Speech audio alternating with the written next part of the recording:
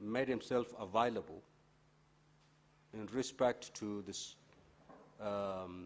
request to attend sent to him by the Senate, came to plenary in good time, and we're here being told that the Honorable Senator is on his way coming. We don't know how long it's going to take. That cannot be tolerated. I'm afraid I will have to drop this business.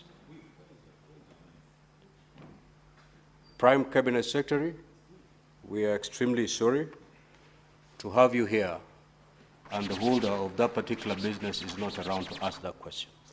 I will therefore release you. You may leave at your pleasure, Prime Cabinet Secretary.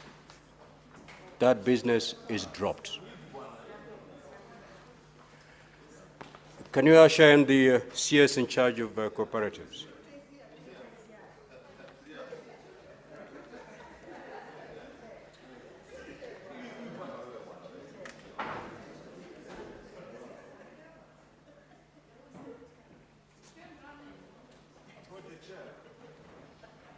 Honorable Senator Chute. Honorable Senator Chute, may you approach the chair, please?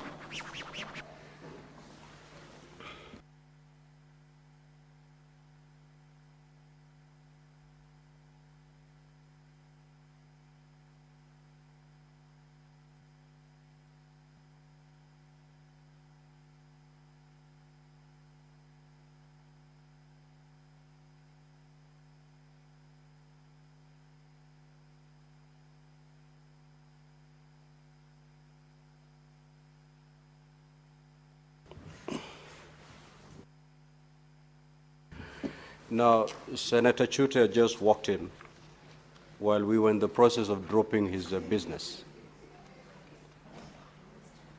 Clerk, can you confirm that the Prime Cabinet Secretary is still in the House, or has he already left? Clerk, can you confirm?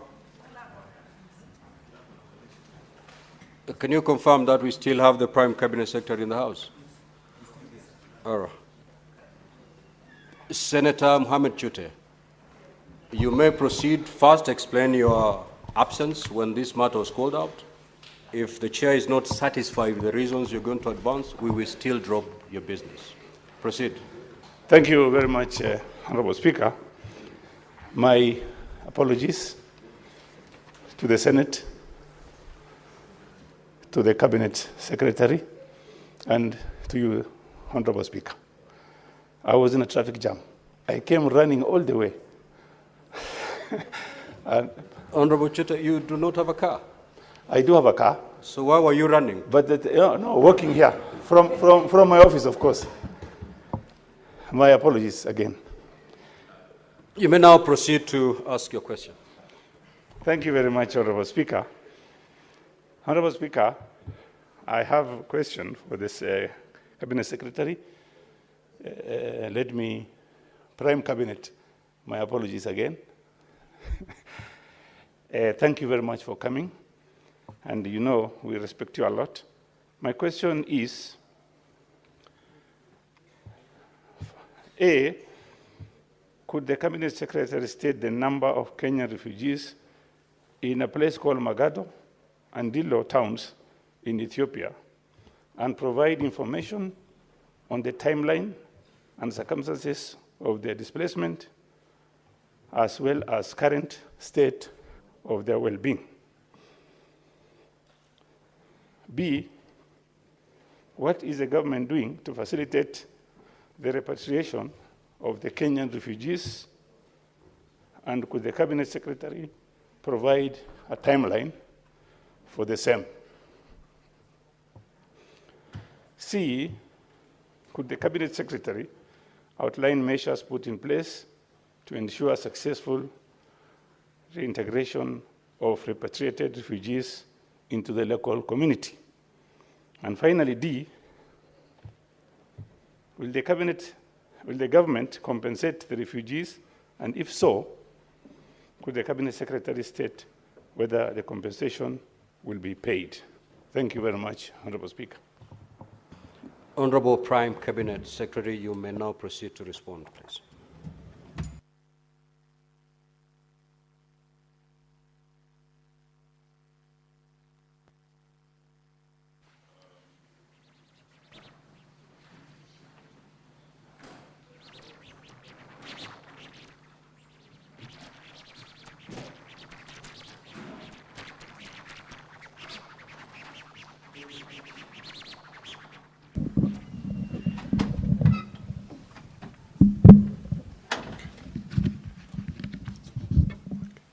Thank you, Mr. Speaker. I wish to respond as follows. I would seek the indulgence because it's a fairly elaborate response, so that hopefully I can satisfy the concerns of the member. Part A, that is on the information on the number of Kenyan refugees in Megado and Dilo towns. Let me respond as follows. The Kenya-Borana refugees arrived in Ethiopia in 2005-2006 and settled in the Borena zone of the Oromo region in Dilo and Megado settlements. Their displacement was triggered by a series of inter-ethnic conflicts in Marsabit County, particularly the conflict between Borana and the Gabra ethnic groups over natural resources, grazing lands, contested and disrupted territorial boundaries, and of course local political dynamics. Most of the refugees originate from Marsabit County in the following sub-counties: Saku in Marsabit area, North Hor, Maikona, Dukana, North Hor, and North Hor again, and Muyale sub-county. Upon arrival in Ethiopia, support and protection was initially provided by the Borana clan of Oromo region in 2007. They were registered by the Administration of Refugees and Refugee Affairs, ARA, of Ethiopia and UNHCR. They have continued to live alongside the host community, and ARA is currently known as the Refugees and Returnees Services of Ethiopia. On the number and population statistics, according to the Department of Refugee Services, over 500 families of Kenyan origin living in the Dilo and Megado areas of southern Ethiopia ran away to seek asylum due to inter-ethnic conflicts in North Hor in the year 2000. The conflicts culminated into what came to be known as the Turbi massacre. The breakdown today, as at 3rd of December, it's a statistic, but I'll hand over this also to Parliament. For the Dilo, we have a total of 2,060 in Dilo area, and in Megado, 3,600. In terms of households, these now comprise 1,250 households, 5,671 individuals. Male are 2,788, female are 2,883, and children are 3,385 out of the total figure of 5,671. What are the solutions we are looking at? From 27th October to 3rd December, the RSSS and the UNHCR conducted a verification of the Borana refugees in Dilo and Megado refugees settlements.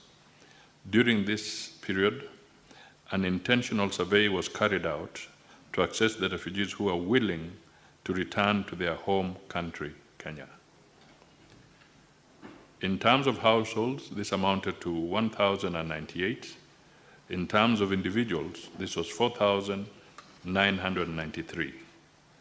Notably, 88% of the total refugee population expressed their intention immediately to return to Kenya.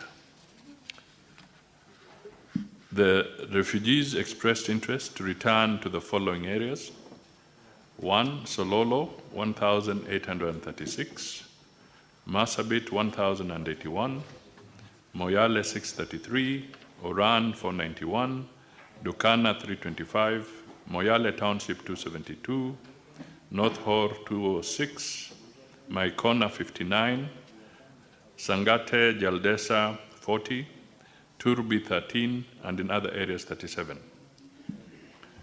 Mr. Speaker, the majority of the refugees were not willing to return to their area of origin due to fear of ethnic conflict.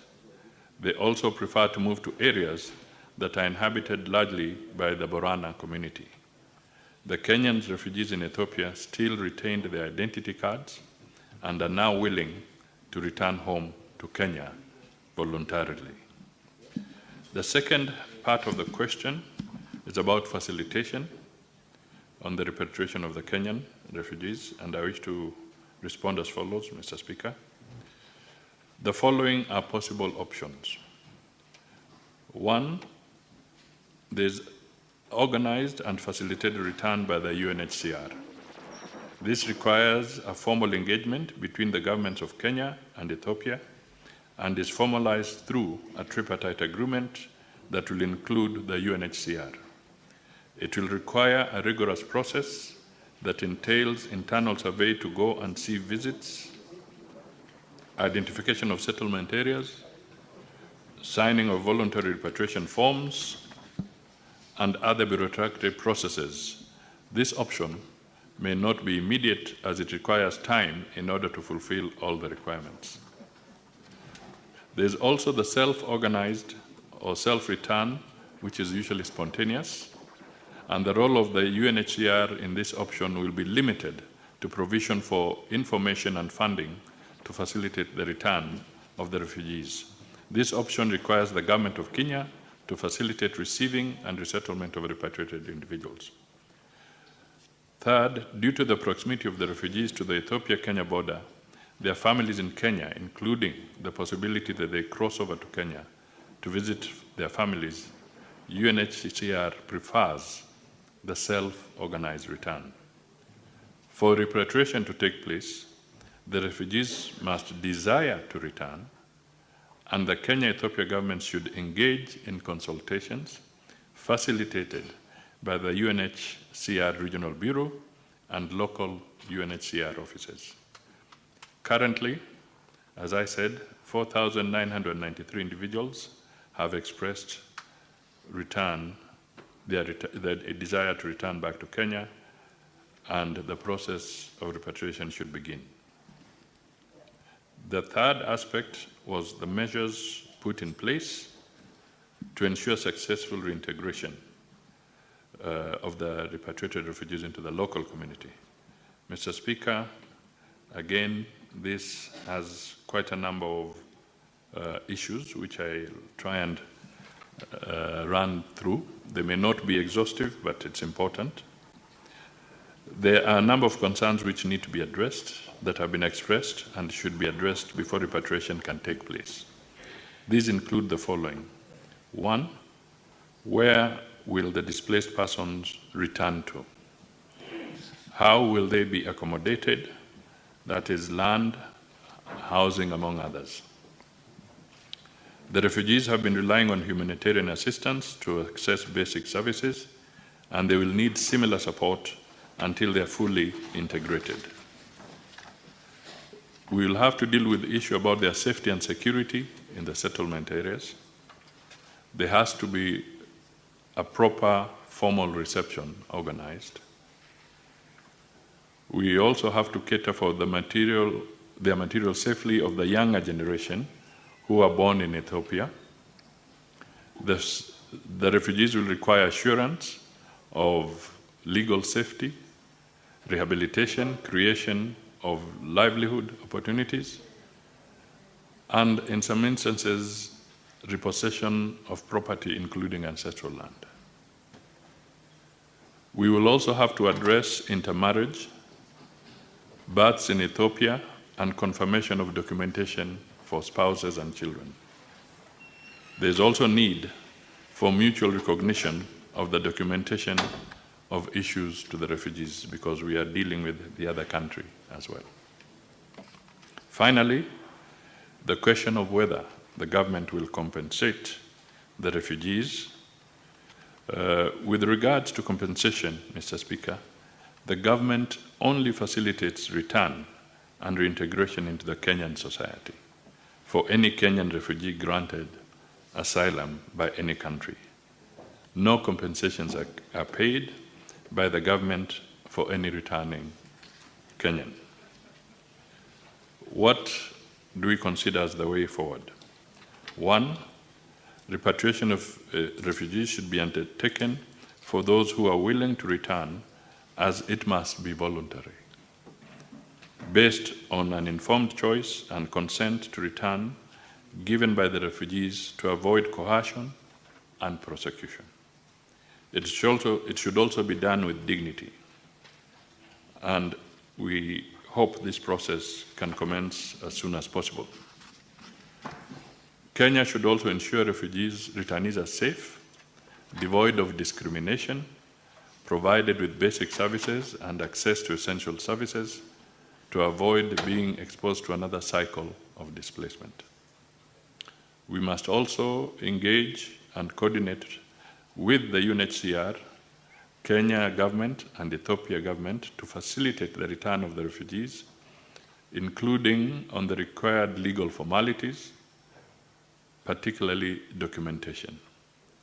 The send-off from Ethiopia and the reception in Kenya should be done simultaneously. We also have to identification of settlement areas for the returning refugees in coordination with local authorities so as to guarantee safety and security in the resettlement areas. The government will also be looking at how to ensure access to basic foods and services such as health, education, non-food items, shelter, and livelihood opportunities. As I conclude, Mr. Speaker, I wish to reiterate that the ministry remains seized of the situation in the region. A lot has been done, however, much more remains to be done. The ministry appreciates the continued support of the Senate, and further requests that the Senate advocates for more resources to be put at our disposal for comprehensive data acquisition and integration to ensure that we remain seized and fully prepared for the changing dynamics globally. Mr. Speaker, I submit. Honorable Senator Mohammed Chute, you may now proceed to ask your 2 supplementary questions. Thank you, Honorable Speaker. I really wonder, the Prime Cabinet Secretary is giving us stories. This is a literature the Prime Cabinet is giving us, and it is very unfortunate. What I want to know from the Prime Cabinet, my question number 2 is very clear. The question is, how are you going to ensure the refugees will be returned back to Kenya? They've been there for many, many years. The answers you've given from A to I is a story on what you are going to do. You have not given us timeline. You should have told the people of Marsabit and the people of this country that on this day, we are going to visit Ethiopia. On this day, we are going to sit with the government. On this day, we are going to bring these people back to Kenya. On this day, we are going to facilitate them on this and this. But the stories, and really, I really don't understand. The same question I am asking you, you are asking me again the same question, that this is A to I. Please tell us the timeline. Are they going to stay for another 10 years, or they are going to be back in the next 1 year? Question number 2. Honorable Speaker, these people have been in Ethiopia for quite a long time. I want the Cabinet Secretary to tell us, when is the last time people from your office visited those guys in Ethiopia? The last time, if there is even any. Thank you very much, Honorable Speaker. Prime Cabinet Secretary, you may now proceed to respond to those 2 supplementary questions. Mr. Speaker, I just wish to, I explained myself that I'll make a fairly broad statement because the issue of the refugees is a very complex matter. And I want to say that consultations and negotiations are going on. And appreciating that when you're dealing with refugees, it has to be voluntary. There can be no forced repatriation. So these discussions are going on between the government of Kenya and the government of Ethiopia and the UNHCR. And this is the reality of the matter. Mr. Speaker, for whatever it is worth, I just want to point out that we would not want Kenyans to be refugees anywhere. And if we had all the resources and all the planning, it would not necessarily take this long for the refugees to be to be repatriated. But remember, you have to do it voluntarily, because any forced repatriation will be contrary to the international law and matters of humanitarian rights. So we cannot force. We have to be, and that is why there's an elaborate process, which I've put in my statement, about preparing documentation and ensuring that the individuals, the households, voluntarily accede to repatriation. The second one is that our Department of Refugees is in touch and is seized with this matter, Mr. Speaker. So I can only say that we will continue working systematically to be able to do that. The final thing is that in Kenya, as an example, we have a similar situation in a place like Dadaab, and we have a similar situation in Kakuma. Handling challenges also as a spillover from other countries. And therefore, it is a big challenge on matters refugees. So I just want to request the Honourable Member and the House to appreciate that this is a process, and we have to do it so that we are not in breach of any laws, and to also make sure that the requisite resources are available to facilitate the smooth movement of the Kenyans who are out in Ethiopia. Now, Prime Cabinet Secretary, if I go to the Honourable Senator for Marsabit correctly, you have indicated in your response that there are 4,903 refugees who are willing to return back. So these ones are not coerced. Already they've expressed their willingness to return home. Is there any program that has been put in place, including timelines when the 4,903 will return home, so that we will deal with the others later, but for the 499,3, is there a program, including timelines when they will be brought back home? Mr. Speaker, the 4,900 that I've given and disclosed, we have reached this after a very elaborate process that is ongoing of making sure that we are systematic in this process. That's how we've arrived at this figure. So in terms of timelines, Mr. Speaker, that is something that I can seek the indulgence of the House to get further clarification from the Department of Refugees if they can be more specific on the timelines. But I can still maintain that there'll be largely indicative timelines. They may not be those that are firmly cast in stone. They could be indicative. Thank you, Senator Nyutu.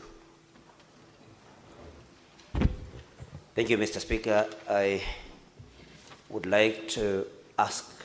Before you ask your question, Senator Nyutu, Prime Cabinet Secretary, I'm going to allow about 10 or so senators to ask the supplementary questions. So just note down the questions as they are being asked, then you respond them at a go. Okay. Proceed. Proceed, Senator Nyutu, proceed. Thank you, Mr. Speaker. I just want to raise an issue with the Cabinet Secretary about very recent media reports that we are integrating refugees from other countries into Kenya through Shirika Plan. And there has been a lot of problems with the host communities. So, Mr. Speaker, my question then to the to the Prime Cabinet Secretary is exactly what is his ministry doing to see to it that the resettlement and the integration of the refugees in Kenya then has the blessings of the host community, and that the government does not just wait for UNHCR to do all the planning. Exactly what is the participation of the government in this particular matter, and what has been done in order to have the host community agree or be looped into this particular arrangement. Thank you, Mr. Speaker. Senator Manzo. Mr. Speaker, recently there was a riot by the refugees in Kakuma camp, and within a week, a chartered KQ flight flew quite a number of them to Germany. About 3 weeks ago, could the Cabinet Secretary clarify whether this information is true and whether the international law was followed to release these refugees to Germany while they wanted to be taken to their own countries? Thank you, Mr. Speaker. Senator Abbas. Thank you, Honorable Speaker. And I want to thank the CS for his timely coming before even the Senator. Honorable Speaker, my question is, one is that there are refugees who are willing to return back, and they've been there for the last 20 years, and they're willing. But the Honorable Prime Secretary has not said the timelines. I don't know why the government is not prepared for that. One other thing is, there's a plan to integrate the refugees with the local communities, which is already in process. And already you are seeing somewhere in Kakuma, the locals are just demonstrating. That shows that there was no preparedness by the government. Because these people, most of them may not be able to integrate. One, they live from different regions, they come from different clans, they come from different religions and all these things. Two, there are not enough facilities to accommodate all these refugees. In the like place like Dadaab and this place, there are over 600,000 refugees. If these same people will be integrated within the locals, the infrastructure which is available is not enough. So how prepared is the government? And what is the input from UNHCR? Thank you so much. Senator Kavindu. Thank you, Mr. Speaker, for giving me this opportunity. Mine is just to ask Honorable CS, how is the government plans to settle the Kenyan refugees who are here in Kenya already? Because there are some refugees who are living in Kenya, and they are Kenyans, and they are refugees, and others called squatters. Squatters are in many places in Kenya, and these people have nowhere to go. Like there are squatters in Machakos who are being called squatters in Katelembo, and they are being told to move out. How are these people going to be settled and be kept in Kenya and to be settled? Thank you, Mr. Speaker. Senator Kavindu, the Prime Cabinet Secretary is in charge of foreign affairs. That's a domestic issue that falls in a different ministry. Anyway, if the Prime Cabinet Secretary would wish to give his thoughts on that matter, he's welcome, but really it doesn't fall within his docket. Senator Cheriot, Aaron. Thank you, Mr. Speaker. Mr. Speaker, I want to appreciate the opportunity and the chance. I have a question for the Prime Cabinet Secretary, and this is in regard to the State Department on that's under him on BLAs that Kenya has signed in the last 2 years. Is the Prime Cabinet Secretary in a position to tell this House how many bilateral labor agreements Kenya has signed in the last 2 years, and how many are in the process, and why there is seemingly a delay in conclusion of some of them that have been under negotiation for quite a while, because I know these agreements will open up opportunities for many young Kenyans that are looking forward to apply their trade elsewhere where those opportunities exist. I thank you, Mr. Speaker.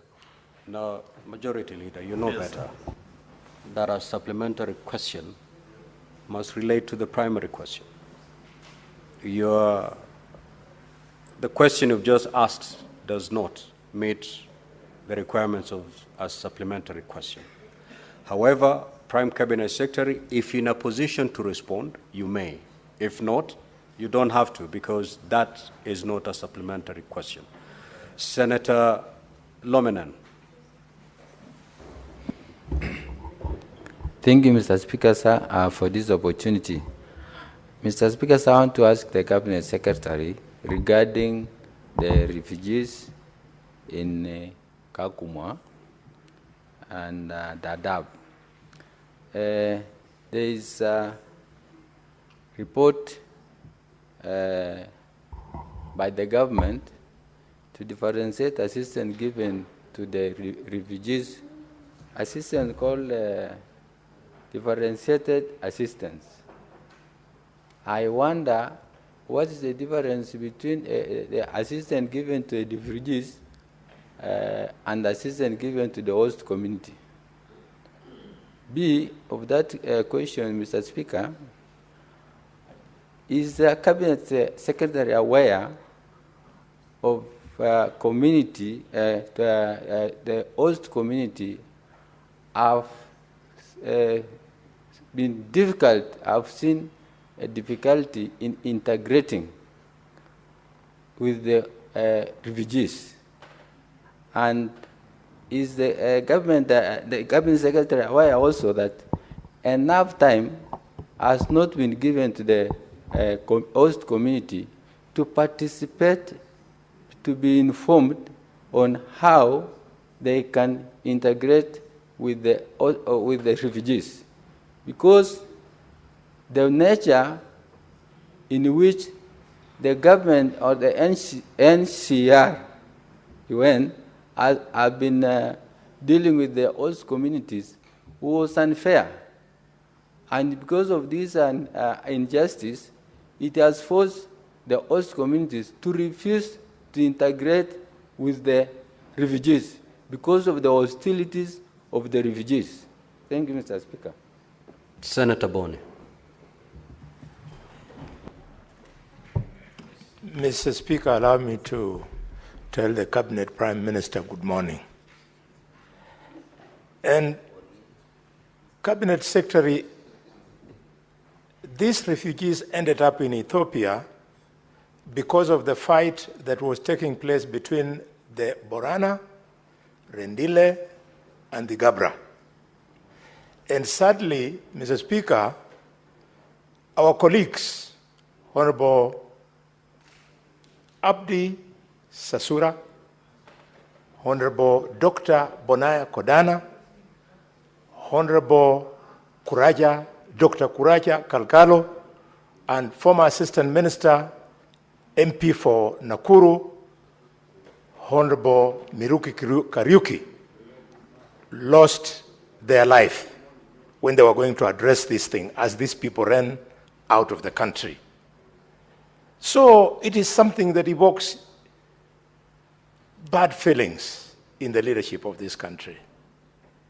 I therefore, Mr. Speaker, fail to understand that over 4,000 Kenyans have requested that they go back home. Because the challenge, you said yourself, that the refugees must be willing. They have even indicated to you the areas they want to go to, and they have told you that we want to go to areas inhabited by the Borana community, where they think there is peace. Mr. Speaker, my question then begs, the UNHCR is ready and willing to fund the return. The refugees have indicated where they want to go. Where is the problem?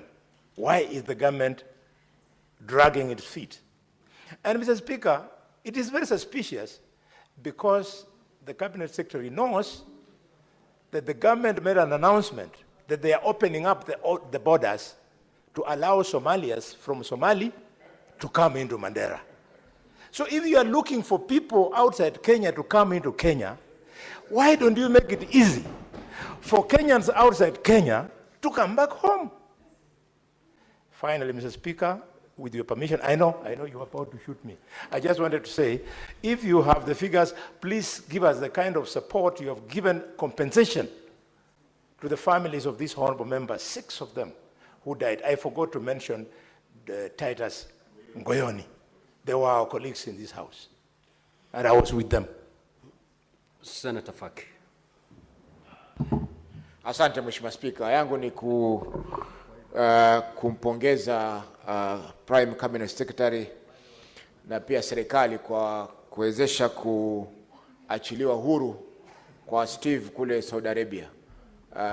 Wiki iliyokwisha kulikuwa na habari kwamba Steve ambaye alikuwako amehukumiwa kifo na serikali ya Saudi Arabia alipata mfadhili kupitia kwa shirika la Kiislamu, wakamlipia ile ridhaa ya milioni 124. Na ningependa kuipongeza serikali kwa kushughulikia mambo yake na vile vile pia kusimama na familia ya Steve na hakika atakaporudi nchini Kenya, nafikiri itakuwa ni fursa nzuri kupewa makaribisho, kwa sababu alikuwa ni mtu ambaye amedhulumiwa katika kesi yake, na vile vile pia alikuwa amehukumiwa kifo kwa makosa ambayo ilikuwa sio makosa yake, kwa sababu hakuua kwa kukusudia, lakini aliua kwa kujitetea, kwa sababu mtu alikuwa amempiga na yeye alipojitetea yule mtu akaumia, baadaye akafariki. Lakini Mheshimiwa Spika, la kufurahisha ni kwa alipokuwa gerezani kule Saudi Arabia. Senator Faki, what is your question, please? Naja kwa swali langu Mheshimiwa Spika. Go straight there. Swali langu ni kwa kuna wengi kama Steve ambao wako Saudi Arabia ambao wameshindwa kurudi nyumbani. Wengine wana watoto, wale watoto kwa vile Saudi Arabia hairuhusu zinaa, wale watoto ambao wamepatikana Mheshimiwa Spika hawana uraia kwa sababu wako kule, wa Kenya hawajui hapa, na vile vile pia hapa hawajapata vyeti vya kuzaliwa wala vyeti vya usafiri. Kwa hiyo Mheshimiwa Spika, nataka kujua ni jambo gani ambalo waziri anafanya ili kuhakikisha kwamba wale wa Kenya ambao wana watoto kule, wana familia kule, wanaweza kupewa vyeti vya kusafiri na vile vile pia vyeti vyao vya kuwawezesha kurudi nchini kwa salama. Asante Mheshimiwa Spika. Senator Faki, that does not meet the threshold of a supplementary question. However, we are discussing refugee issues here in a context of the Marsabit, Ethiopia situation. That does not certainly meet the requirements of a supplementary question. However, Prime Cabinet Secretary, if you're in a position, you may proceed to shed light on that matter. If you're not obliged to do so today. Senator Veronica. Thank you, Honorable Speaker.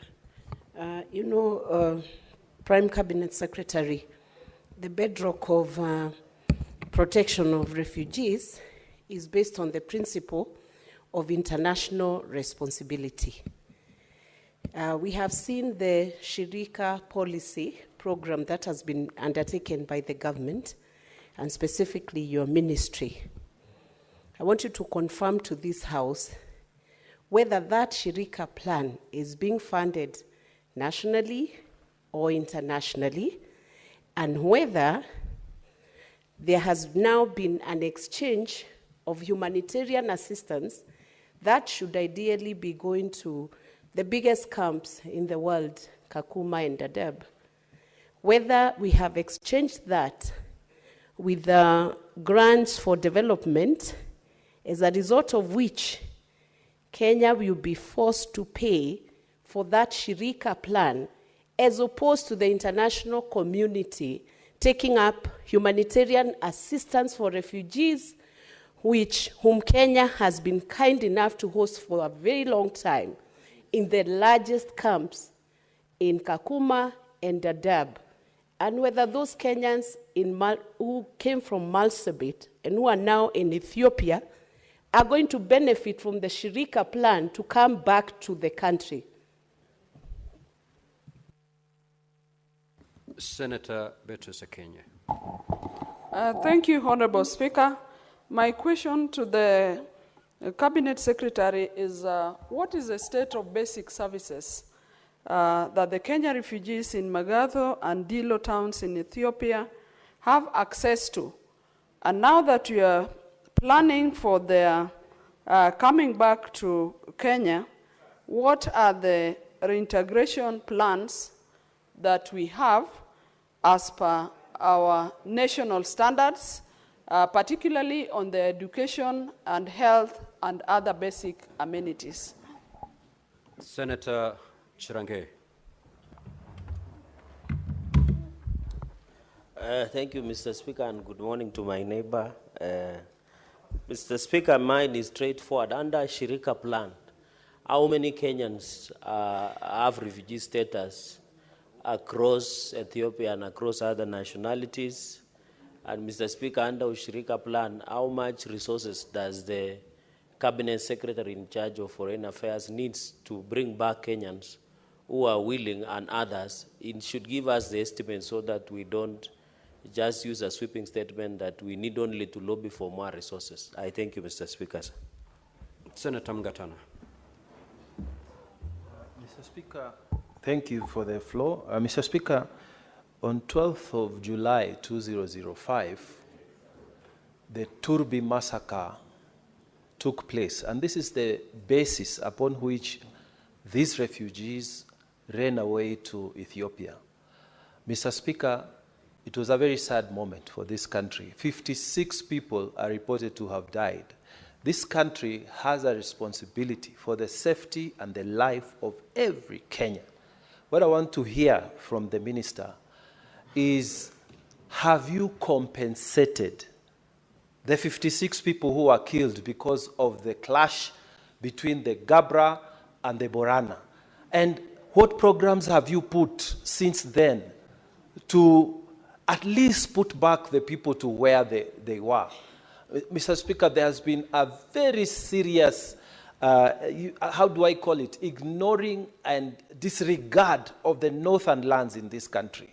And even the lives of the people who live there, they don't count. Mr. Speaker, if that had happened here in Nairobi, or it had happened here in these counties around, there would have been a different reaction. But Mr. Speaker, now we are talking almost 20 years later, no program, no compensation. Can the minister tell us exactly what programs the government is putting in to help our Kenyans, and how much money has been set aside to compensate these families? I submit, Mr. Speaker. Prime Cabinet Secretary, you may now proceed to respond to those questions. Thank you, Mr. Speaker. First, I'll just talk to the issue of Shirika plan. And I want to state that there's still a lot of conversation that is taking place between the government, the UNHCR, and the host communities where the refugees are placed. And specifically, if I talk to Kakuma and Dadaab, Mr. Speaker, Kenyans perhaps may need to be reminded in certain circles, not here, but out there, that we have had refugees who have stayed in these camps for as many as 35 to 36 years. Some have been born there. Some have no idea of where their parents migrated from and whether they know where they would be going if they went back. In both camps, this is a challenge that we still face. The second aspect is that the honorable members, I think it should be on record, that even as we speak, the situation in South Sudan is getting worse. And we are beginning to see again another inflow at the rate of about 20 refugees per day. So we are beginning to see certain circumstances that are giving us challenges. We also still remain with challenges of the Al-Shabaab and the conflict around the Somali side. And we also have sporadic conflicts along the Marsabit, Ethiopia border from time to time. So there is a serious security issue that has to be looked at regionally, but also internally by Kenya's security forces. The issue of the Shirika plan, when we say we are talking and it was launched formally, we are engaging so that as the process of looking at the policy moves on, we can also maximize what is going to be the benefit to the people of Kenya. Because we do not want, as somebody said in the differentiated, somebody mentioned the differentiated assistance. It is true that there was a means testing within some of these camps, and they would look at the status in terms of well-being or economic being of some of these refugees, and therefore that would determine the level of rations that certain families would get as opposed to others. Now, these are issues that, if not managed well, can also create a lot of tension in the refugee camps. And this may be part of the reason that there could have been some challenges recently in Kakuma, amongst others. So I just want to state that we do not want, as a government, to enter into any program that is fully funded by the government. We can only handle our position in the context of international obligations. And if the refugees are going to be here, then the institutions like the UNHCR, WFP, and others who support this program will also be talked to and urged to be more productive so that Kenya's resources are not fully deployed for that. Secondly, we do not want to have a situation where communities reach a stage where they feel that those who are refugees are living a better life than the Kenyans themselves. So these are very delicate conversations that keep going on between us, UNHCR, and the host communities where the refugees are. And it would be wrong if I made all this statement without really appreciating the generosity and the humanitarian nature of the communities that have hosted these refugee camps for as long as I have said, 35, 36 years. It is not an easy undertaking. It brings a lot of pressure on the resources in those areas. The other thing, when we talk of integration of the refugees, it has to be done carefully, because we also want to transit from a situation where refugees are just drawing from Kenyan resources. They must also be put to a situation where they contribute to growing the wealth of this country and not just taking from the people of Kenya. So the whole Shirika plan is premised on these basic principles and a few others. The other thing that I would want to touch on is that the Honorable Boni Khalwale raised issues about the insecurity, protracted insecurity in these regions, and also recounting the loss of many honorable Kenyans because of this conflict. And also Mungatana has raised the issue of compensation. I want to be very candid on something here, not to belittle the challenges we are facing, but the truth of the matter is that we are still having insecurity in certain regions, either because of pasture, because of ethnicity, because of the scramble for resources in those areas. We've given an example of Marsabit. You will also recall that even not too long ago, Kenya lost General Ogola in the Baringo side,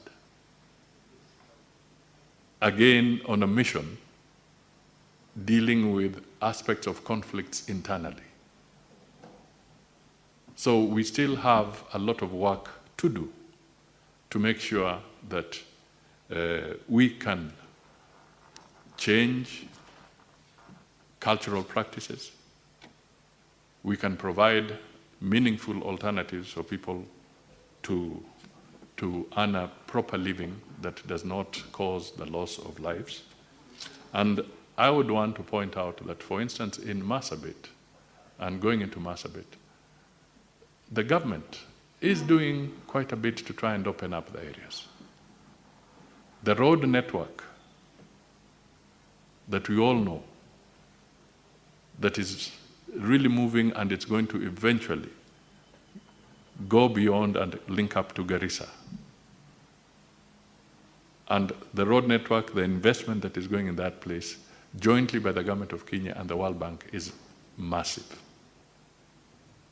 And all this is to help in facilitating so that there are more economic opportunities. So it is not that the government of Kenya is going to neglect or wishes to neglect anybody. It's a question of just us having more resources and deploying them progressively into these areas. I wish to state that Honorable Mthama, I agree with the Speaker that that is a completely different angle, because internally displaced Kenyans for other reasons are tackled separately, not in the context of the refugee program.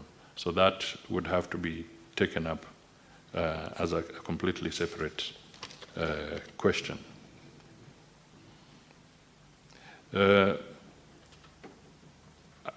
When we talk of resources, I hope I've also addressed partly the issues raised by Beatrice, Senator Beatrice, in terms of the state. She was talking of the state of basic resources in Ethiopia, not here. In Ethiopia, I cannot say that they are very elaborate, because the situation of refugees is that even the government, the host government that is there, can only do so much within the context of their budgetary resources. So we cannot vouch fully for what the government of Ethiopia can do or not do within the refugee camps. However, what is critical is for us to accelerate the relocation of the Kenyan refugees from Ethiopia. And the message I'm taking from here is that resources need to be set aside urgently to be able to undertake this challenge.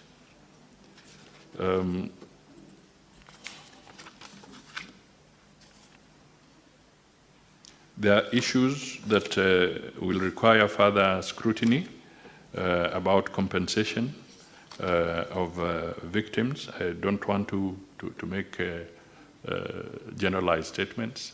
We'll take that and we can respond to some specifics with better detail and more accurate information. Mr. Speaker, some of the questions were interconnected.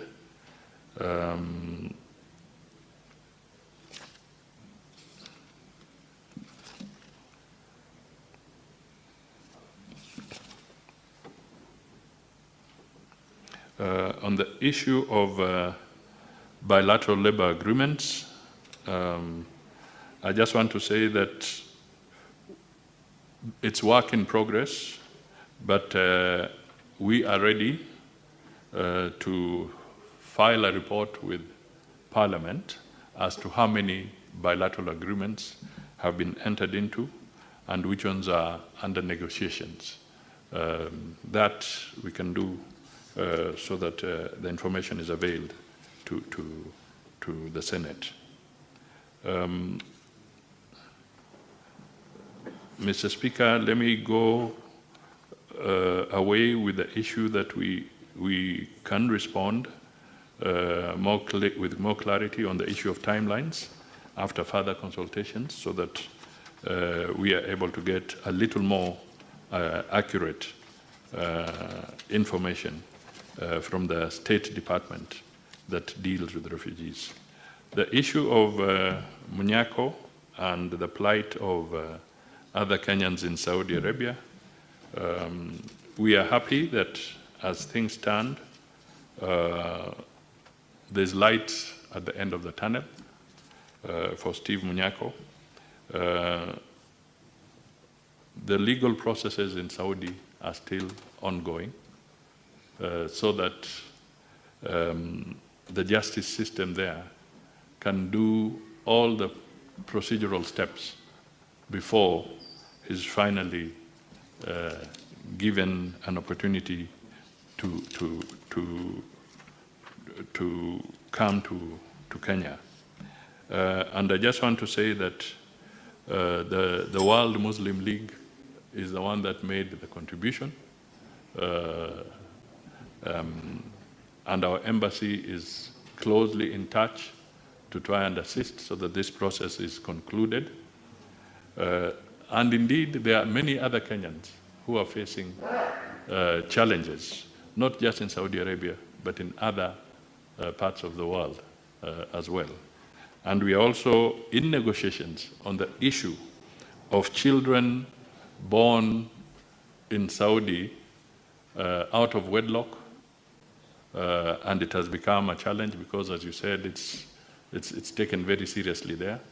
So the embassy, the Kenyan embassy, is trying to engage, and also the government is trying to engage to see if a formula can be found to allow those who are confirmed to be of Kenyan descent to be able to be given the necessary accreditation for them to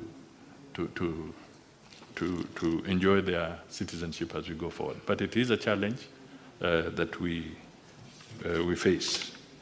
I think I saw Honorable Manzo raised something about planes, Kenya Airways picking people and taking them to Germany. I just want to say that there can be no forced repatriation. There can be no forced repatriation or movement of refugees. If somebody anywhere has been allowed to board a plane and to fly to another place, it's because their papers are valid.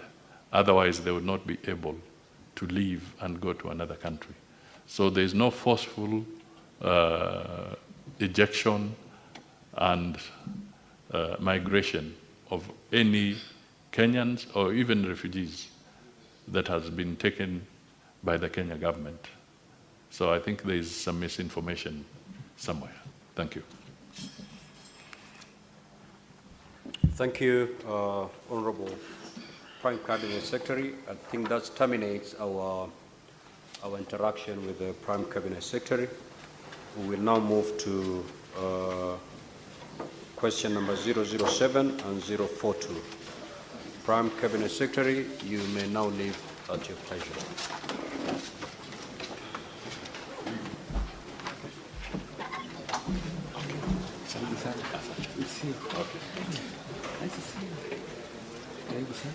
Come again.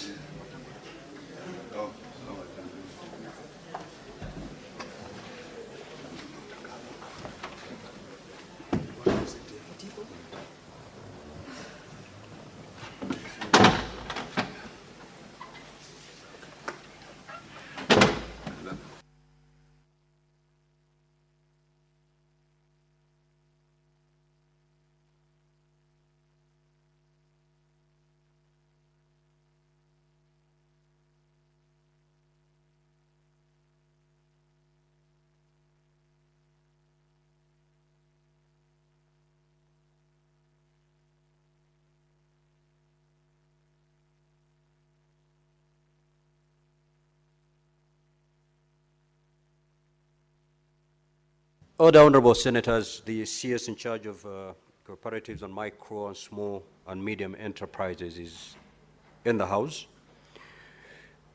For purposes of responding to question number 007 by the Senator for Migori County, Senator Eddie Okech, and thereafter to respond to question number 042 by Senator Veronica Maina. Let me take this opportunity to welcome the CS to the Senate. Honorable CS, you only have 2 questions directed to you this morning. I will call upon the Senator, nominated Senator Beatrice Akinyi on behalf of Senator Eddie Okech to proceed and ask question number 007. You may proceed, Honorable Senator. Thank you, Honorable Speaker, and thank you once more for granting me the opportunity to read out the question by the Migori Senator as instructed by himself. I want to welcome the CS, the Cabinet Secretary, one Honorable Wycliffe Ambassa Oparanya, who was also my deputy party leader and a committed man at that. Honorable Speaker, this is a question number 007 by the Senator for Migori County, Senator Eddie Okech, to ask the Cabinet Secretary for Cooperatives and Micro, Small and Medium Enterprises Development. Question A is, could the Cabinet Secretary explain the failure by the former Kenya Cooperative Creameries, KCC, and now by the new Kenya Cooperative Creameries, new KCC, to pay terminal dues to former employees of KCC whose contracts were terminated in the year 1999. B, when can the affected former employees expect to receive their terminal dues? And lastly, Mr. Speaker, sir, could the Cabinet Secretary also indicate whether the former employees have received payment for the cooperative society shares they held as at the time of their exit from KCC, and if not, provide reasons for the same? I thank you, Honorable Speaker. Honorable CS, you may now proceed to respond. Thank you, Mr. Speaker. I beg to answer the question.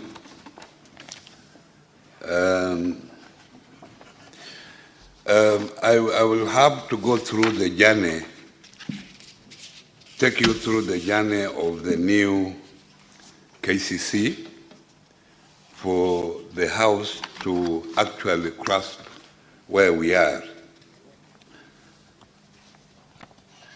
Our response as a ministry, the origin of the Kenya Cooperatives Creameries Limited, KCC Limited, dates back to 22nd August 1925, when it was incorporated as a limited liability company.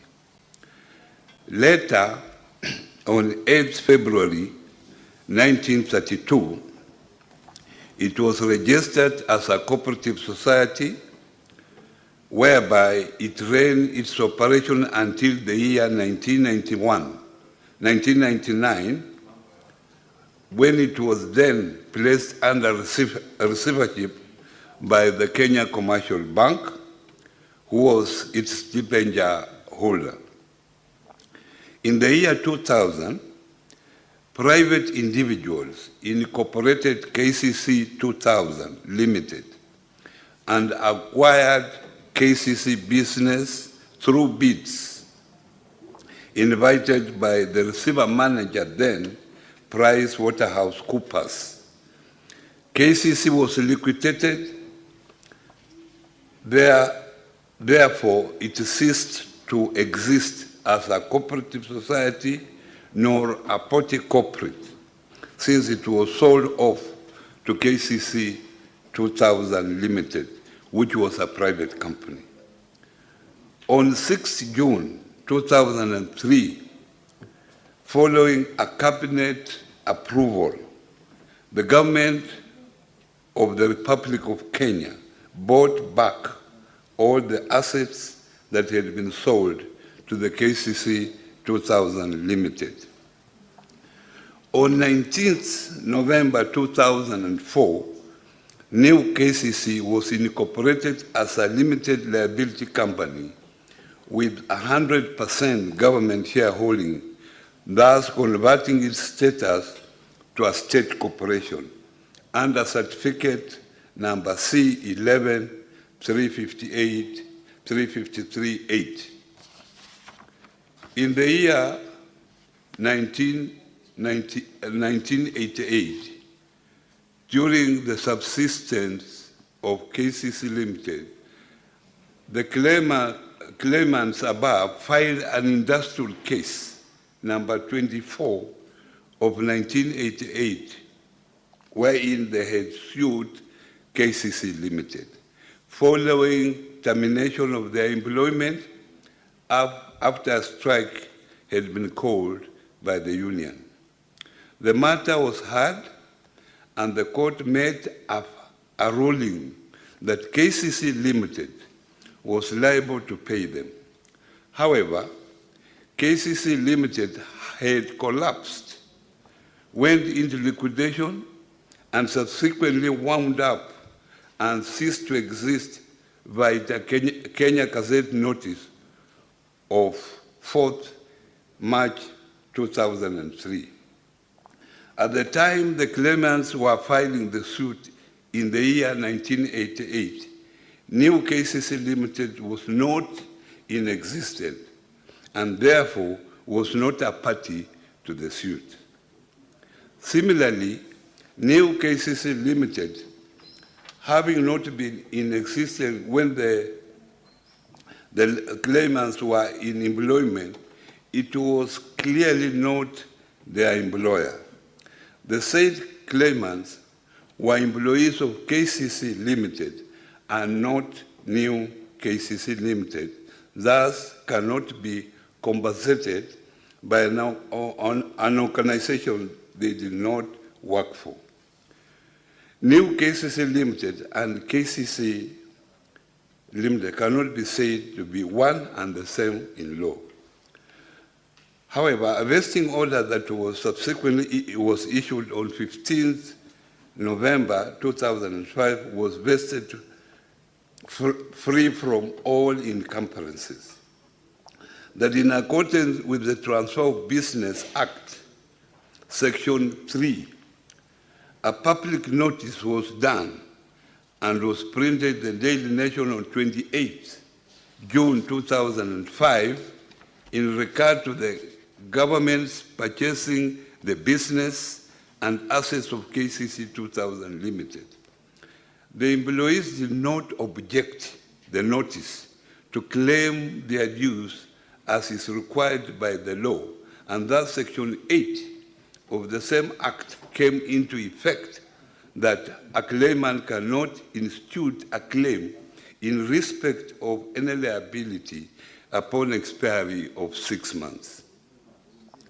In the year 2013, the claimants filed a suit, Nairobi number 1299, 2013, John Kihato, Barrow, and 108 others, versus New KCC Limited and the Attorney General, seeking to be paid a sum of 204,417,555.50 Kenya shillings at the High Court. The matter was heard and concluded, and the High Court made a ruling that New KCC Limited was liable to pay KCC Limited former employees' dues. Subsequently, New KCC Limited filed an appeal against the High Court decision at the Court of Appeal under Civil Appeal number 191 of 2018. A 3-judge bench on 10th July 2020, held that new KCC was not liable for the liability of KCC Limited, which included the terminal benefits and unpaid SACCO shares of the said claimants. However, notwithstanding the above, and absolving of the new KCC Limited from the said liabilities, in accordance with the law, the appellate judges implored upon the Attorney General's office verbatim, having said so, however, and legalities aside, we hold on to the hope that the Attorney General will find it in her to advise government to honor its word and pay the first respondents who have suffered long. In view of the above comment by the appellant judges, my ministry wrote to the Attorney General seeking an advisory on the same. In a letter dated 3rd October 2024, reference number AG CONF/6B/18-2, the Attorney General provided an advisory, made several recommendations, including, number one, formation of an interministerial committee consisting of the Ministry of Agriculture and Livestock, the Ministry of Cooperatives and MSME Development, and the National Treasury to look into the matter and resolve the issue with finality. The committee should be tasked to collect, audit, verify, authenticate, and validate the claims and recommend whether the same should be settled and to what extent within reasonable timelines. That upon conclusion of its work, the petitioners should be engaged in out-of-court settlement with a view of finding an amicable solution to the impasse and notification of the outcome to be done to the Senate. My ministry has already written to the Treasury, the Ministry of Agriculture and Livestock Development, to nominate suitable officers to implement the Attorney General's advisory. When the committee is constituted and completes its work, the recommendation thereof will be communicated to the Senate. For question number B, when can the affected former employees be expected to receive their terminal dues? My response, Mr. Speaker, sir, the former employees may be paid once the interministerial committee completes its work and recommends payment and National Assembly appropriates the required funds in the national budget. On the last question, could the Cabinet Secretary also indicate whether the former employees have received payment for their cooperative society shares they held as at the time of the exit from KCC, and if not, provide reasons for the same? My response, Mr. Speaker, sir, is that I'm not aware of any complaints on payment of cooperative shares held by the time KCC Limited was liquidated. I, however, am aware of claims of funds deducted from the then employees' salaries that had not been remitted in their cooperative society in respect of their shares. This amount is being considered together with other employment dues as explained in the above response. Thank you, Mr. Speaker. Honorable Betty Akinyi, you may now ask your 2 supplementary questions. Thank you, Mr. Speaker, sir. Once more, my 2 supplementary questions are, Honorable CS, do you have an inventory of these former employees? And if so, how many? You have seen, you've described them as have suffered for so long. And so do you know how many they are and what are the timelines of the finalities you talk about in terms of the ministerial committee work and the letter you've written to the Treasury? Do you have timelines for them? That is one question. Honorable Speaker, the second question is, what is the state of the assets of the KCC Limited? Thank you, Mr. Speaker. Mr. Speaker, I have the full list of the number of employees affected. As I've stated, this has been an issue of a court case for a long time, and the ministry is aware of what was going on. I've clearly stated that this matter is now at the interministerial level, and we are doing all we can. These are Kenyans who have suffered for a long time, and we feel, in fact, some of them have even passed on. These issues are being followed by their siblings, and we are committed to making sure that they get their dues as soon as we finalize our interministerial consultation, and as soon as proper appropriation is done by the National Assembly so that these people can be paid. In terms of assets of the KCC, as I've clearly mentioned, KCC was bought by the new KCC, and they took over all the assets, and the government then paid about 500 million Kenya shillings for that consideration of the assets, and now these assets are under the ownership of the new KCC.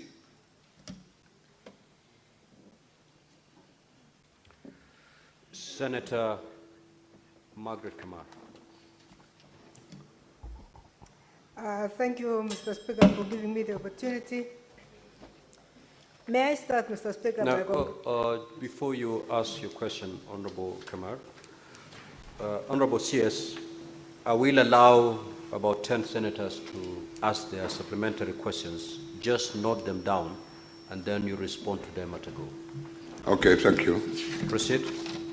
Thank you, Mr. Speaker. May I start by congratulating the CS, being a new member of the cabinet and being here for the first time in my case. I know he worked very well with you, Mr. Speaker, when you were both ministers, and he did a very good job, and I don't doubt that he's going to do the same thing in this ministry. Mr. Speaker, KCC, original KCC, and I want to thank the minister for giving us the chronological, the historical events that have taken place in KCC. I am a beneficiary because my father was a dairy farmer and I benefited a lot through our education system. The minister has addressed, as per the question, the issue of the staff. How about the issue of the farmers and the shares of the farmers? When we talk of the assets which were bought in the year 2000 by new KCC, what was paid to the farmers? Because my late father died with the hope that one day his shares in KCC shall be paid to us, his children, but we have not had anything of that sort.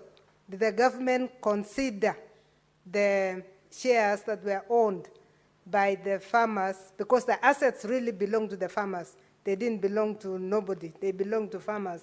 Among them, a very huge population in both Elgeyo Marakwet, where I was born, and Uasin where I reside. What consideration was given to the farmers? Senator Mbugua.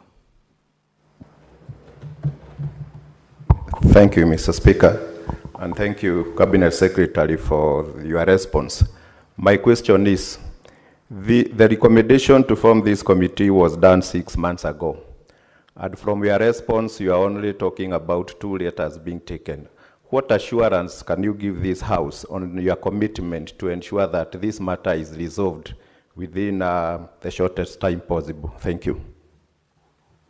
Senator Manzo. Thank you, Mr. Speaker. Mr. Speaker, when I was a Secretary of the Ministry of Cooperatives, the issue was that farmers used to deposit their milk there daily, and therefore they build their shares on a daily basis, and the assets belong to them. The ownership of cooperatives is usually on equal basis, so that you may find one farmer doesn't have a bigger share than the other. What effort has been made to make sure that these liters of milk, that there is a record for them, and it forms part of the ownership of the farmers, which is informed now by the value of the current value of the assets. And could that be accounted so that when you deal with the employees, we also deal with the original members of the cooperative society? I thank you, Mr. Speaker. Senator Esi Okenyuri. Thank you, Mr. Speaker.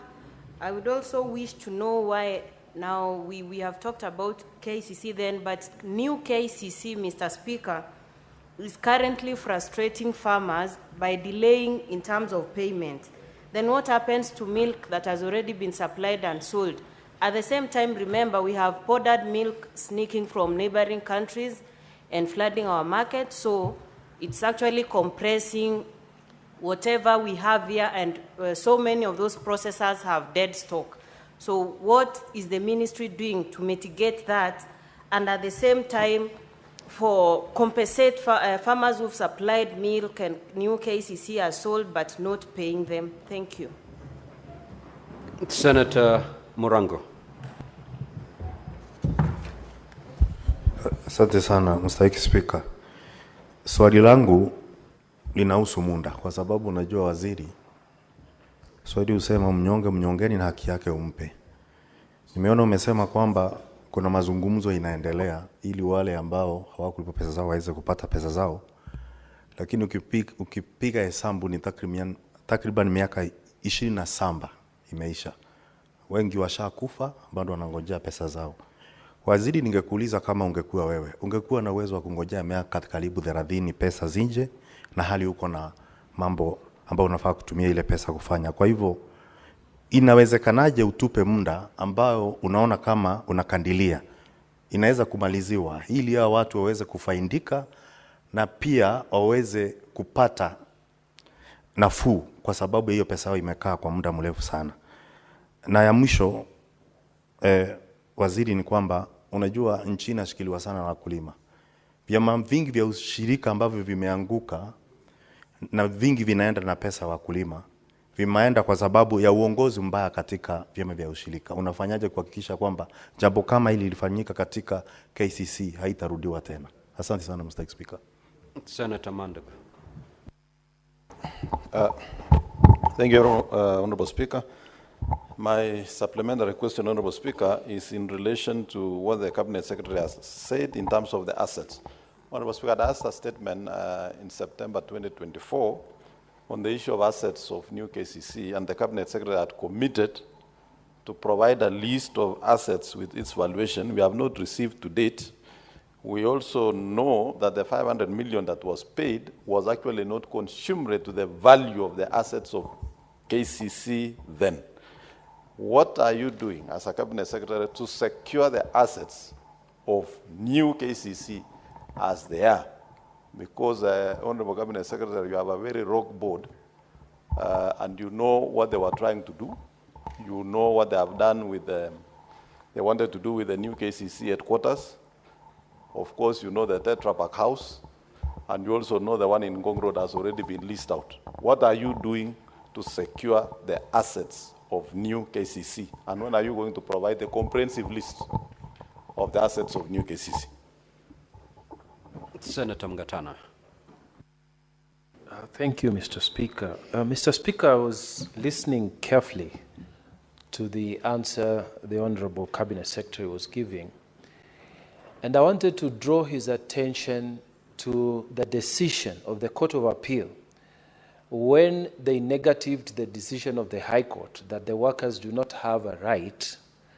You said something very fundamental there. You said that the Court of Appeal said, despite, aside from the legalities, please, Attorney General, find a way for these workers to be paid.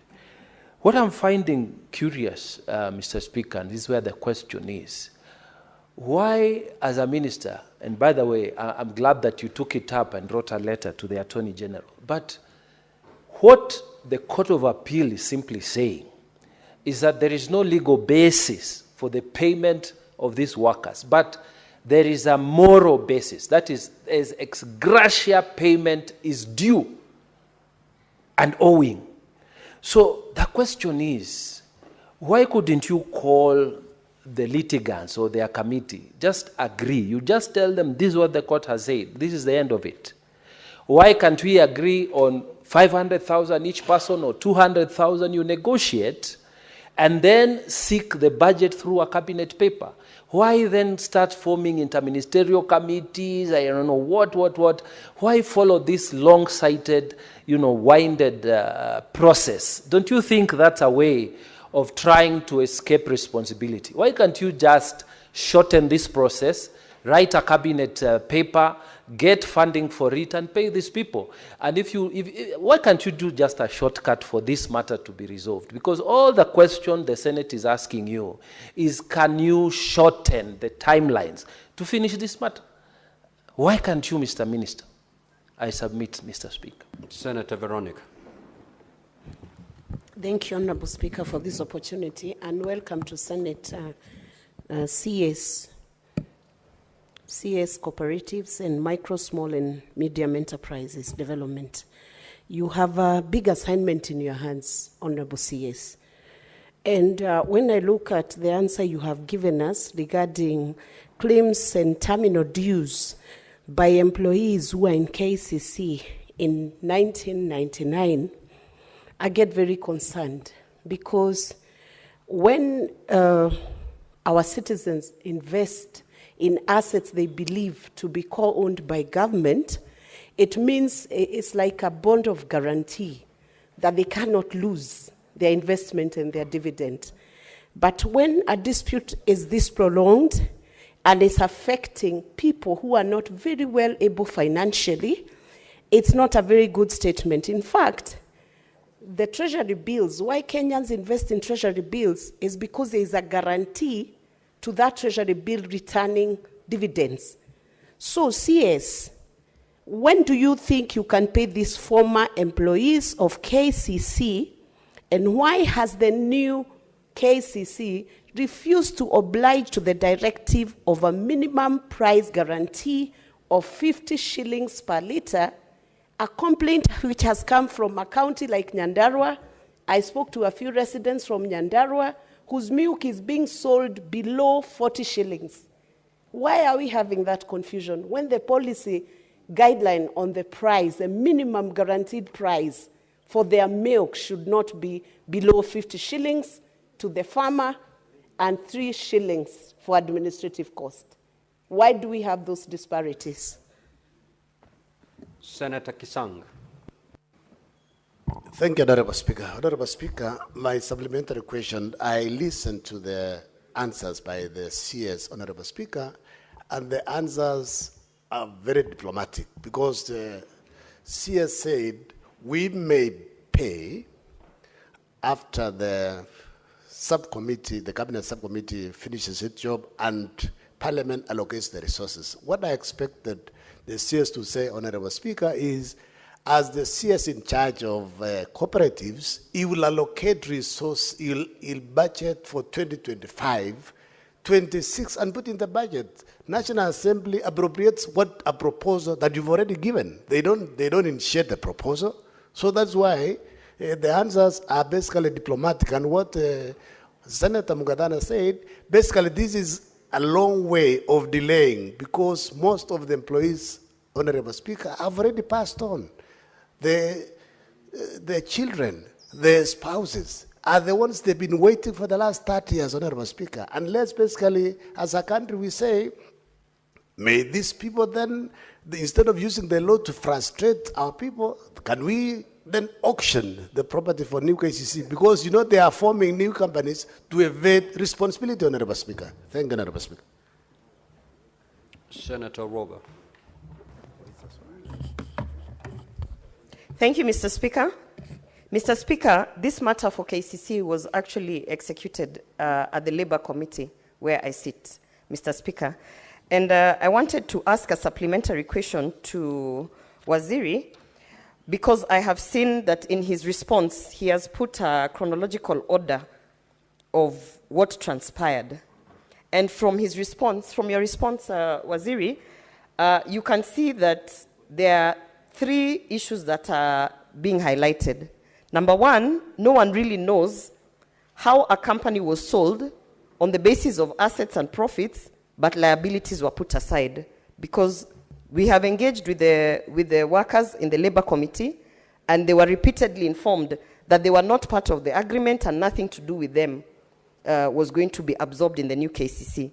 Much later, when they went to court, which you have also listed here, you can see that there is a suit where the employees were actually told that they are owed their dues. So my supplementary question is, first of all, are you aware that there has been conflicting communication to these employees?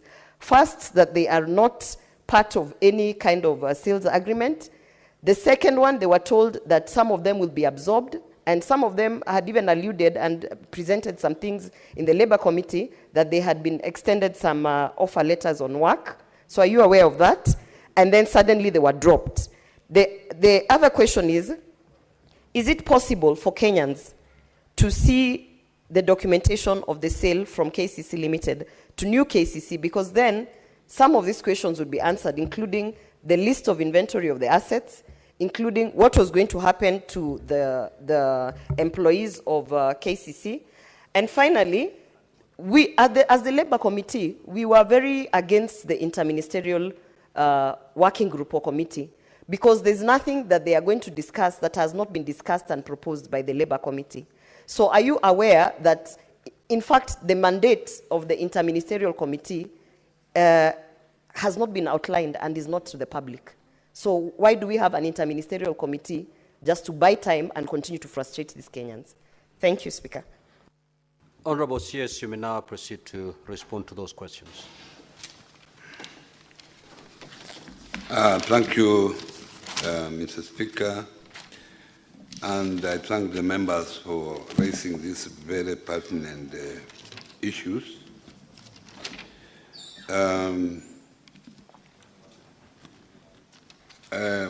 Honorable Kamal talked of staff and shares of the farmers. And I can say here, Honorable Speaker, that most of the staff of KCC that were suitable for employment were taken over by new KCC. And obviously, Honorable Speaker, this has taken time, and most of them have actually retired. On the shares of the farmers of KCC, when the new company, new KCC, through the government, bought the shares of KCC, the government paid off approximately 500 million Kenya shillings. And this money was meant to compensate the shareholders of KCC 2000, which was actually a private company. And I have clearly stated how the companies moved from one stage to the other. Of course, Mr. Speaker, I have had complaints from previous shareholders of the KCC even before it was bought by KCC 2000, complaining about their shares. But there is little that I can do at that moment because this particular company had already moved. And I intentionally gave you the history of the company so that you can actually understand when I come up with other comments. Mheshimiwa Mbugwa, you talked of about 6 months has taken. It is clearly, and Senator Mukantana has already said this, that actually these particular employees were not supposed to be compensated by new KCC, because new KCC is a complete answer. But because of moral, and we thought these are Kenyans who have worked for all those years, they need compensation, even from government point of view. And I want to assure you that I'm going to take up this issue seriously so that these people are compensated as soon as possible. And in case I have problems, I'll come back to you before this House to say that this is where I reached and these are the problems that I have encountered. Senator Mwanzo talked of ownership. I can clearly state here, and this will cover also the questions raised by Senator Mandago about assets. Assets were taken over, and I'm ready to come with a full inventory of assets that were taken over. In fact, when I assumed office, I ordered a forensic audit on all the assets of new KCC. Unfortunately, I wrote a letter to the Auditor General, but unfortunately she was supposed to send staff to carry out that exercise. Up to this time, she has not done so because of a shortage of staff and other pressing engagements. But I will make a follow-up so that a proper forensic audit is done, and I will avail the detailed inventory list of all the assets that were taken over by new KCC.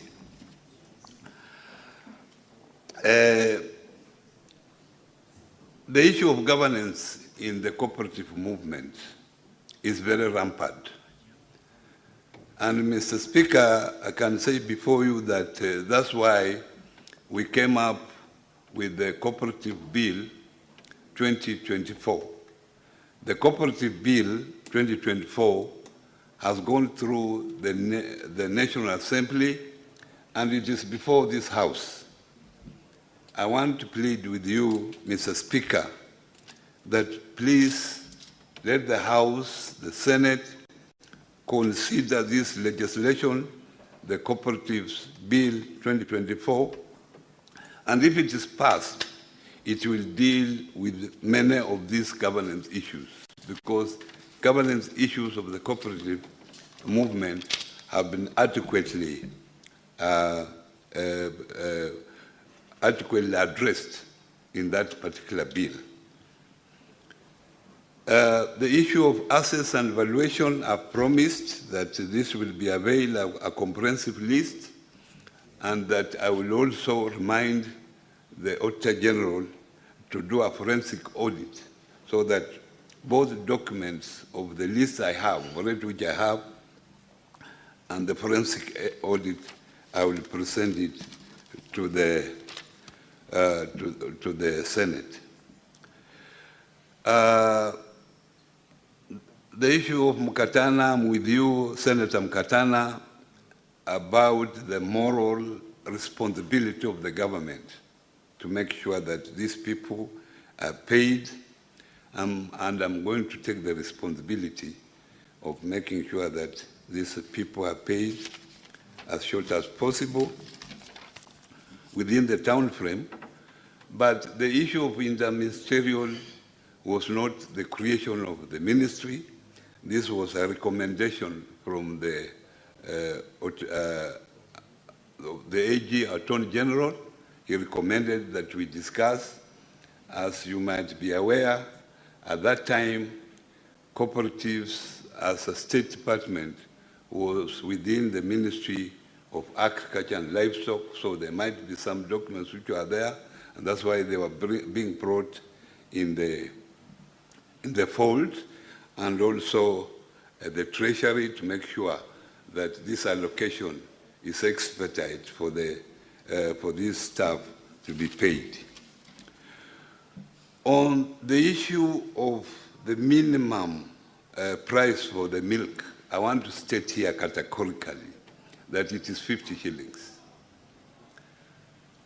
And I want to assure you that as I stand here, no farmer is owed any money for the milk that has been delivered, except for the month of March.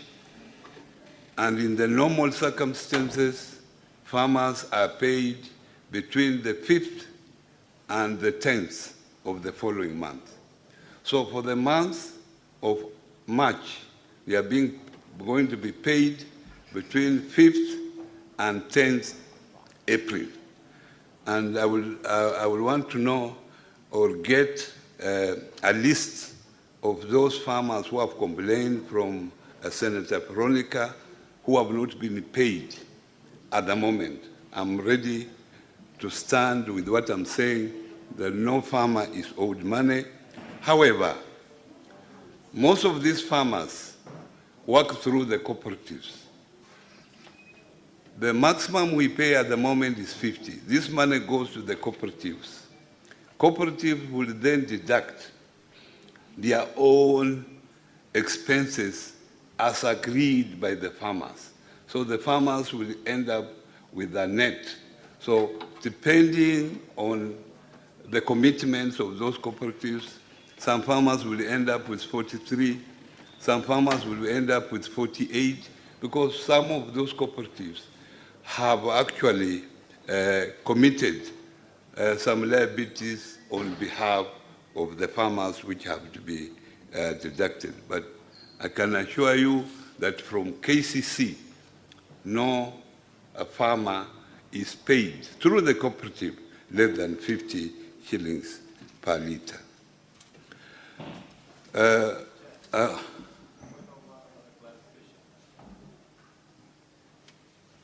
Let's proceed, Honorable CS. Senator Mandago, you may appoint the chair.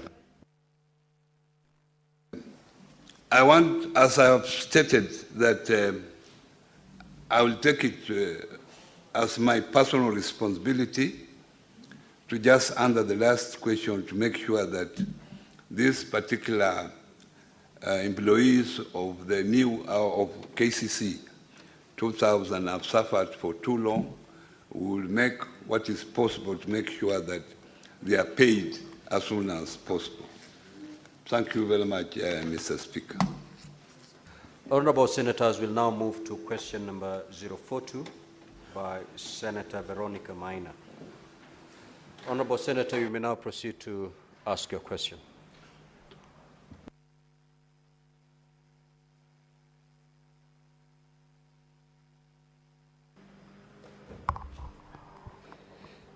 Honorable CS, I have this question to pose to you. What immediate plans does the ministry have to revive Kemori Coffee Factory in Kairi Village, Kahumbu Ward in Kegumo constituency, which is critical for the economy of the residents of that area? And question B, could the Cabinet Secretary state the specific very specific timelines for the revival of this coffee factory and indicate the resources allocated by the ministry for that purpose. And C, what measures does the ministry have for long-term sustainability and economic viability of this factory? Thank you. Honorable CS, you may now proceed to respond.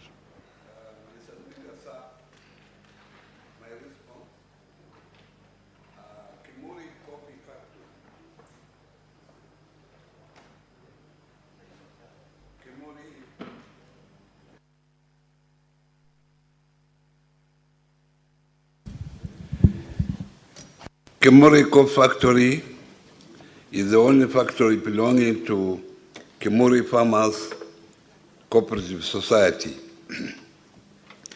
Kimuri Farmers Cooperative Society split from the larger Njora Farmers Cooperative Society to run separately with only one processing factory.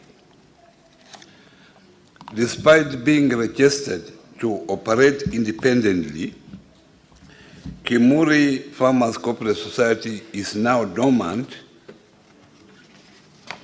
due to unsustainable operations arising from low active membership, low coffee production, and poor governance.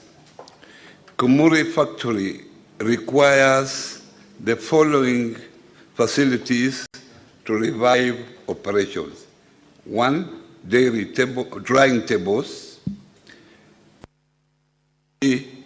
reconnection, and other coffee pulping machinery, and facilities are available.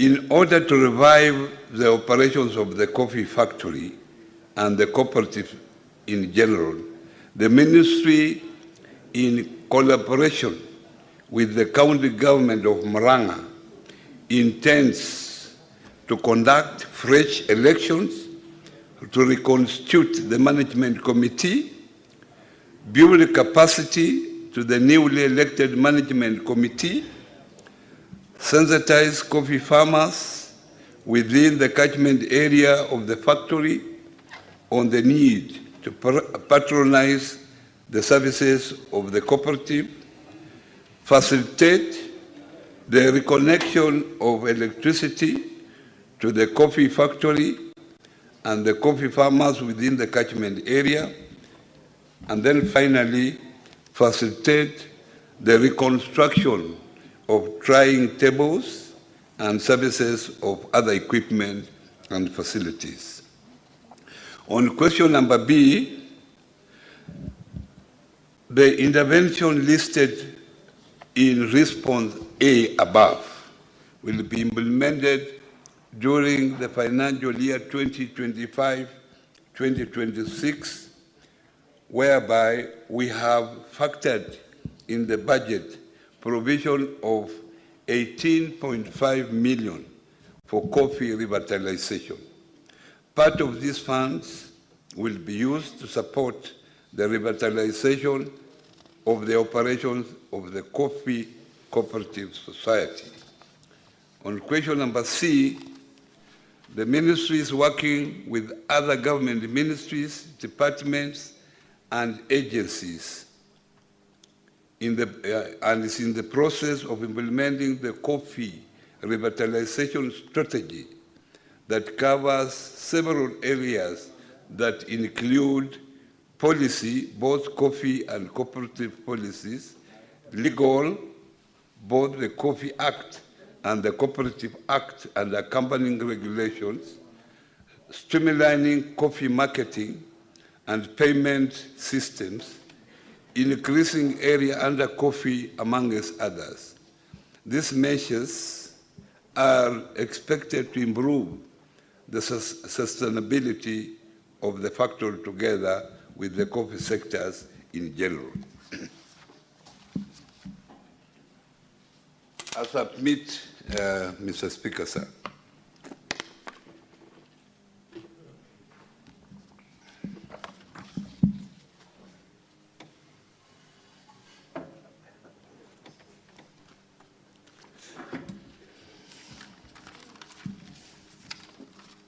You may now proceed to ask your 2 supplementary questions. Honorable CS, are you aware that in spite of this answer which you have given, and which to a good extent is general, that at the point when this coffee factory was being shut, its annual production was over 1 million kilograms of coffee production, and that right now farmers have to walk over 10 kilometers to access the next coffee factory, as a result of which they have abandoned their coffee farms because of the closure of this factory? And second question is, why have you shied away from giving a specific timeline when you can tell me, Senator Veronica, let's go to Kimuri Coffee Factory tomorrow, we are starting the operations and reviving this coffee factory? You have shied away from giving a proper schedule, and you are the ministry entrusted with ensuring that such factories are revived so farmers can be able to produce, take their production, their produce to the market. Honorable CS, you may now proceed to respond. Thank you very much. Senator Veronica, I'm aware of what is happening and in the coffee sector in general.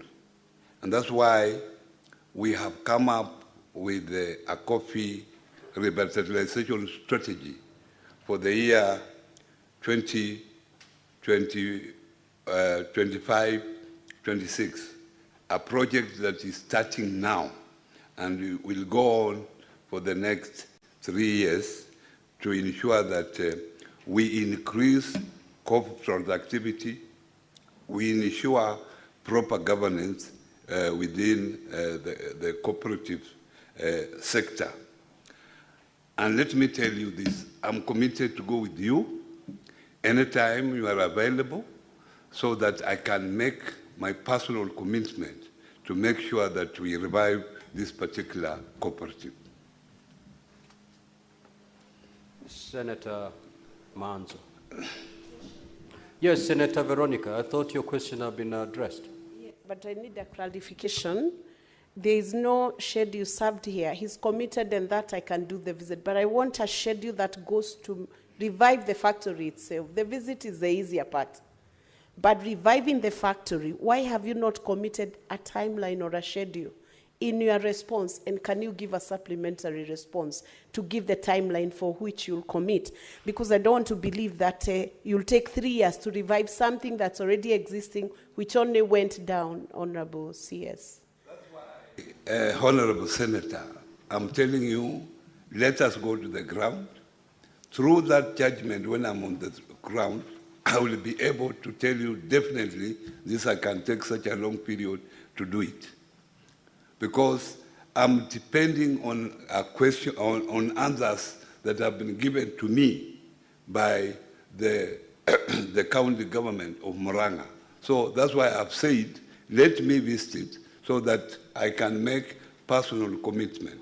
And secondly, you know that cooperatives is a shared responsibility or a shared function between county governments and national governments. So we have to be, both governments have to be there to see who does what, so that we can coordinate our issues properly.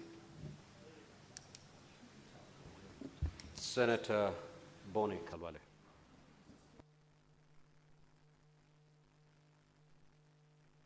Senator Boni, then Senator Manzo. Thank you, Mr. Speaker. Mr. Speaker, you are out of order. Mr. Speaker, allow me to congratulate the new minister for his presence in this ministry. The country remembers that His Excellency, the President, because of the weighting he put on this issue, actually assigned special responsibilities to the former Deputy President to do what you're doing now. And we didn't see his footprints. In a short time, you've blown a strong breath of hope in the coffee sector. And Mr. Speaker, I want to, before I ask, acknowledge your answer in part C, where you have spoken to the coffee revitalization strategy that covers special areas that include policy and so on and so forth. This is very good. But there's something you have left out, and which concerns me. The issue of governance. You and I have been around for a while. You know that the Nordic countries were so interested in this particular cooperative movement that they actually put up a cooperative college in Karen. And that college, I don't know what had happened, Madam Speaker, it was converted into a university. So, and this is the college that would give capacity building in the area of governance in our cooperatives. So given that the university has taken over the college, what are you planning to do to ensure that these skills of governance are then given to these people from a centralized place, recognized like the former cooperative college that was in Nordic? And finally, Madam Speaker, with your permission, the blueprint which you have attempted to give in C gives a lot of hope to all farmers across the country, including our own home, you and I, Kakamega. The people of Shitori Cooperative, Shitori Factory in Idaho Central, of Ekolomani, like many other, like Kimuri, are waiting to hear how much money you've put in the budget to ensure that Shitori Factory in Ekolomani, like many others, can actually be revitalized.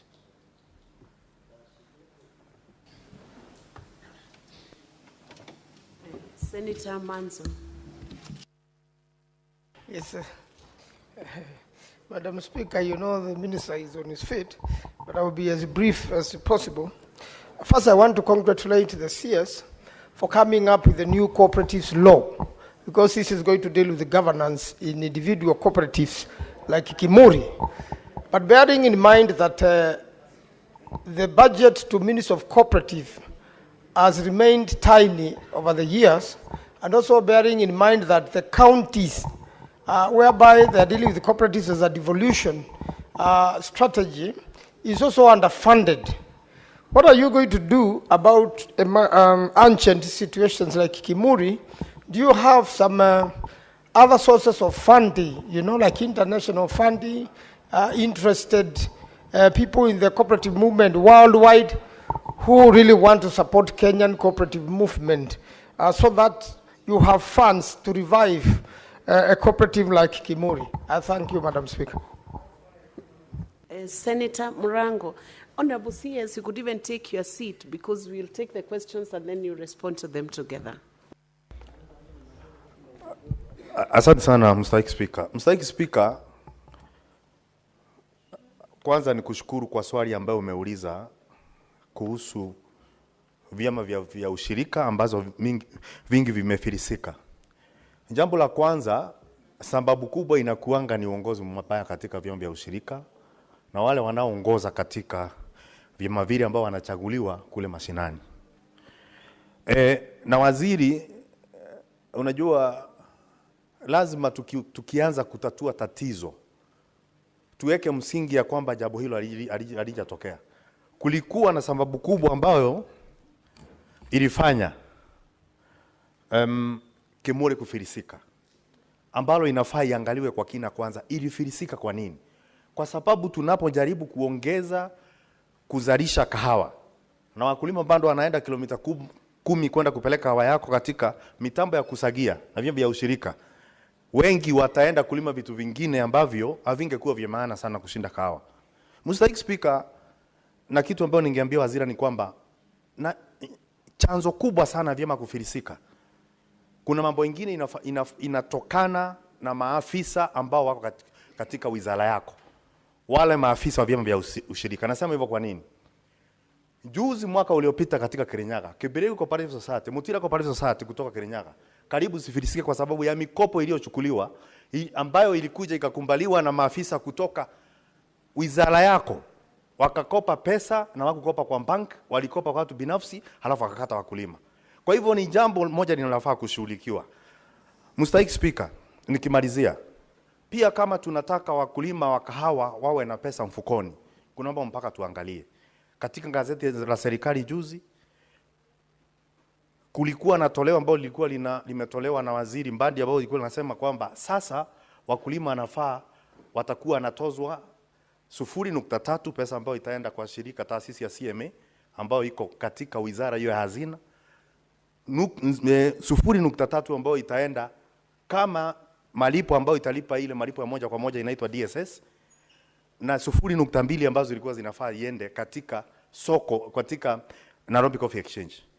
Mr. Speaker, hata tukiamusha Kimuri na tuendelee kutoza wakulima, na ambao nasema ni ubaguzi wa wakulima kwa sababu CMA inatoa pesa yake katika hazina kuu.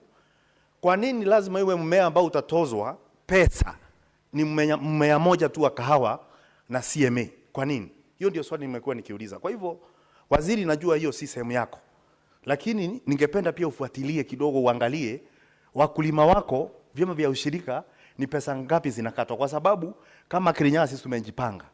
Na waziri, najua unakubaliana na mimi, kama kuna mahali vyama vya ushirika zimekita mizizi na ziko sawa ni Kirinyaga. Tuko na factory 77, tuko na vyama vya ushirika 14 na chama kimoja kikubwa katika Kirinyaga ambao kinaangalia mambo ya kahawa.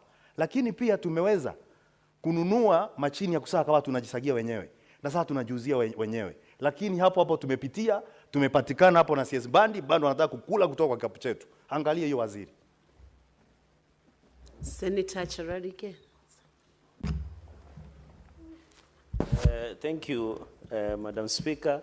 From the onset, before I just support your statement, is I want to congratulate my friend Governor Oparanya, the new CS, for the good job he's doing in the coffee and other subsector. Madam Speaker, just to follow up on your question, just like Imuri, in Nandi, and there is a perception in this country, and sorry for saying this, Madam Speaker, that coffee is only grown in Mount Kenya or Murima, but coffee is grown across the country, including Nandi, Bungoma, among other areas, and even Kakamega, Machakos, Makueni, and many other areas across the country. Madam Speaker, in line with the Coffee Cherry Fund under the Coffee Bill, what are the strategies alongside Kimuri Factory that, Madam Speaker, you have raised to support coffee cooperative farms, cooperative societies? For example, in Nandi Hills, especially in Tindre sub-county, we have, just to name a few, cooperative societies like Kipsiele, Cooperative Society, Kapunyeria, Madam Speaker, Kapkulumben Cooperative Society, Kabrier Cooperative Society. We also have Sarwat and Kapsawas Cooperative Society in Aldai sub-county and across the entire of Nandi. What are the strategies along Kimuri Coffee Factory in Kairi village as the CS put in place to spur and ensure these coffee cooperative societies across the country are no longer going under or are being declared insolvent, and therefore they are able to support the growth and the flourishing of coffee growth and coffee business across, even in Kericho, where like for Tenan, in Kericho, where we have many cooperative societies. For Tenan, I don't know why my teacher is excited today, Professor Tomo Jienda, and he just walked in. Madam Speaker, and therefore, what are the strategies, including, Kericho is my neighboring, like for Tenan area, Kipkelion area, farmers also grow a lot of cooperative coffee, even in Bungoma, in Kakamega. What are the strategies? What is the silver bullet? And I'm happy that the CS is a former governor, so he understands it is easy for him to manage both what the counties is doing in terms of what is happening in Kimuri and across the nation, so that we can continue, Madam Speaker. And therefore, that's my supplementary question, and to thank him for supporting Senator Boni Kalwale for Governor of Kakamega County. Thank you, Madam Speaker. Thank you. Thank you, Senator Charadi. Senator Madago Jackson, are you doing campaign from the floor of the House? It's not allowed. Thank you very much, Honorable Speaker. And I think let me congratulate Chararge for recognizing that the former governors can help current senators to become governors. Honorable Speaker, I just want to ask the CS, just alongside that supplementary question of Kimuri Coffee Factory, that part of the challenges that has been cited is farmers having to go very long distance to take their produce to the next factory, Honorable Speaker. I wanted to know what the Cabinet Secretary is doing to make sure that the services of the Coffee Research Institute, which is a very important organization towards coffee productivity and quality, what is he doing to make sure that those services are available in other parts of the country, particularly the western part of Kenya? And when we talk of western part of Kenya, it's the whole of former Western Province, the whole of the Rift Valley and Nyanza, where coffee now is being grown as a very serious commercial crop, so that these services can be available and productivity can be increased, and we can see also an increase of new factories in the region. Thank you, Chair.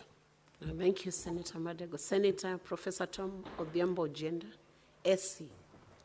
Thank you, Madam Speaker. Madam Speaker, my supplementary question addressed to the CS cooperatives is specific to some of the questions that have been sought on the measures that the ministry is doing, not only to enhance the functions of cooperatives in the Nyanza region, but particularly the efforts that your ministry is making to also encourage coffee growing in areas such as Nyakach, Muoroni, which is part of the zone that extends from Fortenan down to the areas where we know that coffee grows, and whether you have put any funds into that effort. CS, thank you. Honorable CS, you can take up those questions now.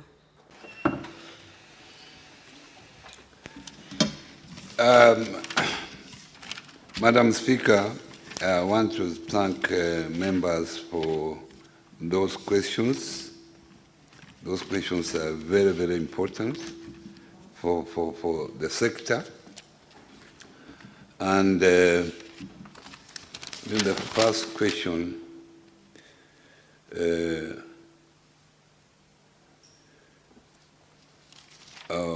by Bonnie Khalwale on governance. Madam Speaker, honourable members, the issue of governance, I think I've really expanded on it. One is that there is already the cooperative bill before you, before this Senate. This cooperative bill has already been passed by the National Assembly.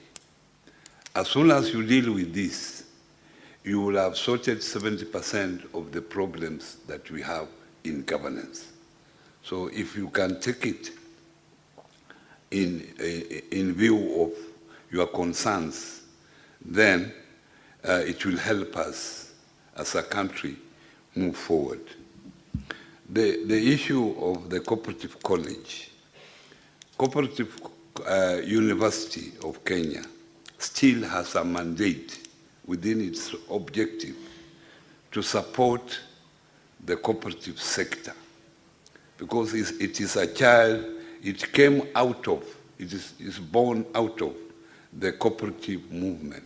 So one of its major objectives is to build capacity within the cooperative movement, even to be the center of keeping all data on cooperative movement. So if you wanted anything to do with the cooperatives, you go to the university, college of university, cooperative university, and you'll get all the documentation you want on the cooperative movement in Kenya. It is still doing that particular service, although it's not prominent. When I came in, I've engaged the management of the cooperative university, and I've told them now to come out and make sure that on the issue of governance, since we have mwongozo for parastatals, we must also have mwongozo for cooperatives, because now cooperative movement has become big with over 30,000 cooperative societies in the country. As mentioned, Madam Speaker, we have come up with a revitalization strategy to revive coffee cooperatives, at the same time revive the growing of coffee. And you remember when the President was addressing the last when addressing the Parliament last time, he committed himself to making sure that by 2028, 2029, the production of coffee will have increased from the current 51,000 metric tons to 150,000 metric tons. As a ministry, we have taken the responsibility of making sure that this presidential promise is achieved. And that's why we came up with the revitalization strategy, and the president at the moment has committed to provide 500 million Kenya shillings between now and June of this year to start that exercise. Through that, cooperatives like Shitoli that you have mentioned, Honorable Khalwale, will benefit from those particular funds. And I have already talked to few members of parliament, including Boni Khalwale, about the importance of embracing coffee farming in this country, because at the moment, Madam Speaker, we are now, coffee is fetching the highest prices since the last 10 years. It is now fetching, farmers used to get 50 shillings per kilo of cherry, per kilo of cherry.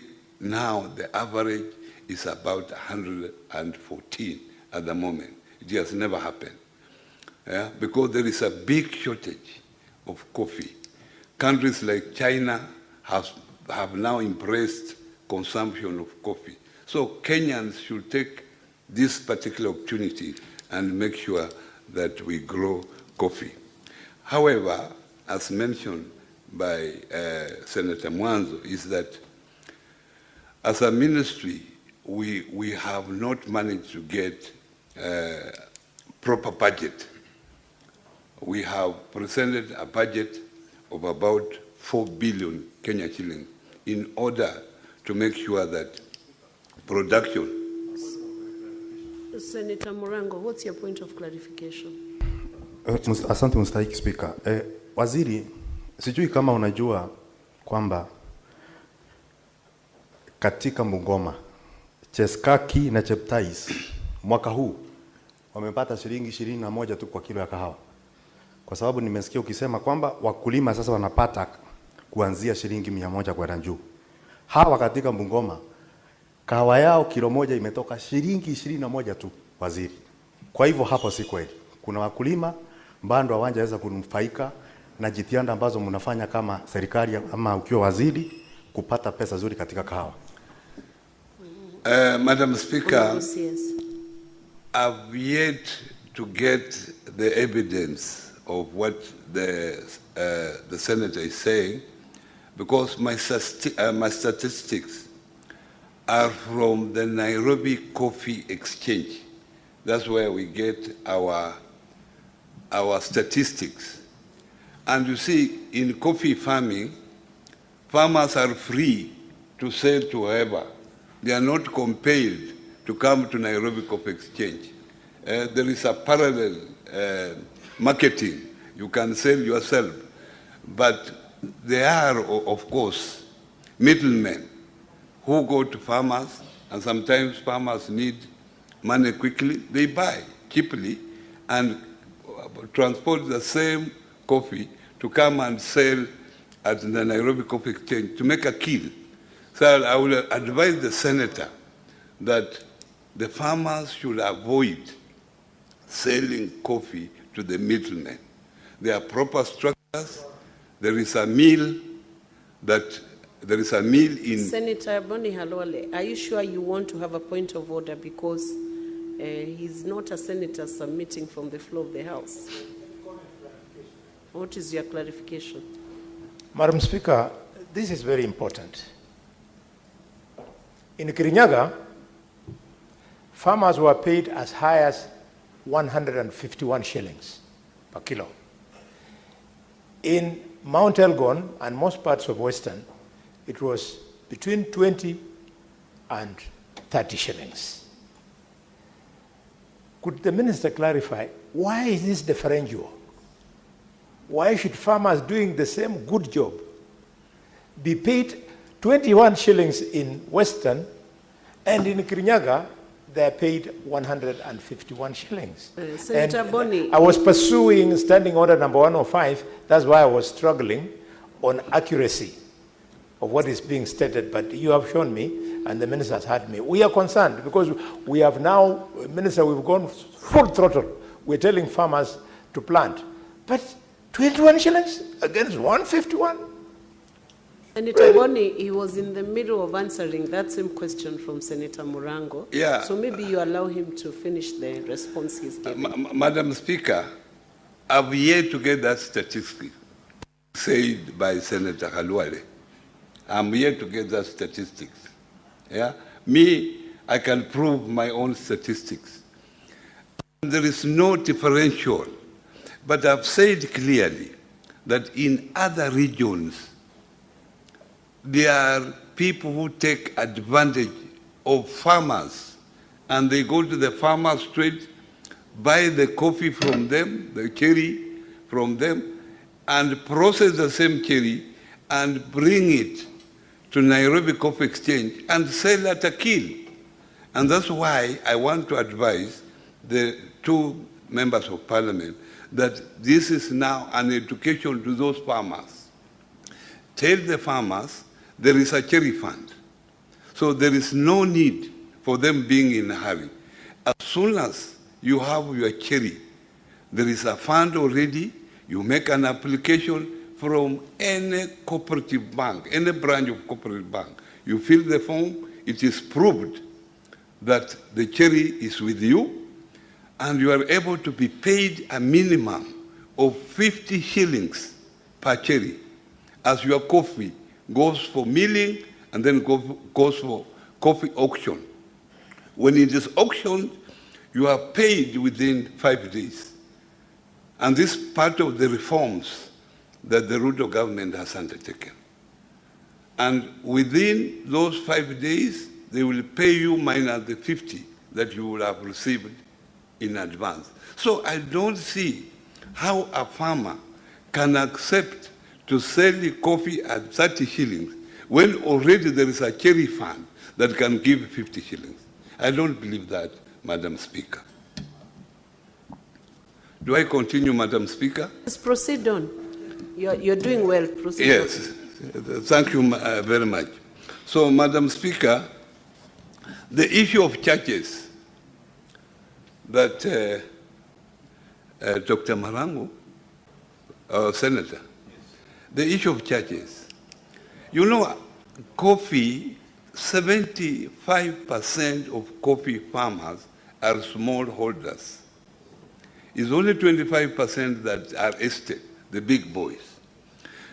A small farmer with a half acre, 1 acre, cannot manage to have his or her cherry processed and taken to Nairobi for auction at the Nairobi Coffee Exchange. And that's why there is a cooperative movement. So you will find that these small farmers are within a small cooperative movement, so that the cooperative movement is able to provide these services to the small farmer. And the cooperative movement is not doing this service for free, because it's a movement, it is an establishment, it has staff, it has machinery. So those services should be paid for. Through the reforms, the government has said that the minimum that the coffee farmer can be paid is 85% of the selling price. The 15% will go to other service provider. Because a small coffee farmer cannot transport coffee from Bungoma, mill it, and then take it to Nairobi Coffee Exchange. So those providing other services, we are now limiting it, which has not happened before. It is now being limited through that legislation, although some people have gone to court to stop that. But that is the best way. That's how coffee farmers will benefit to the maximum. So those services paid pay, and it's 0 point something. It's not even 1%, it's not even, we have even now reduced payment to brokers.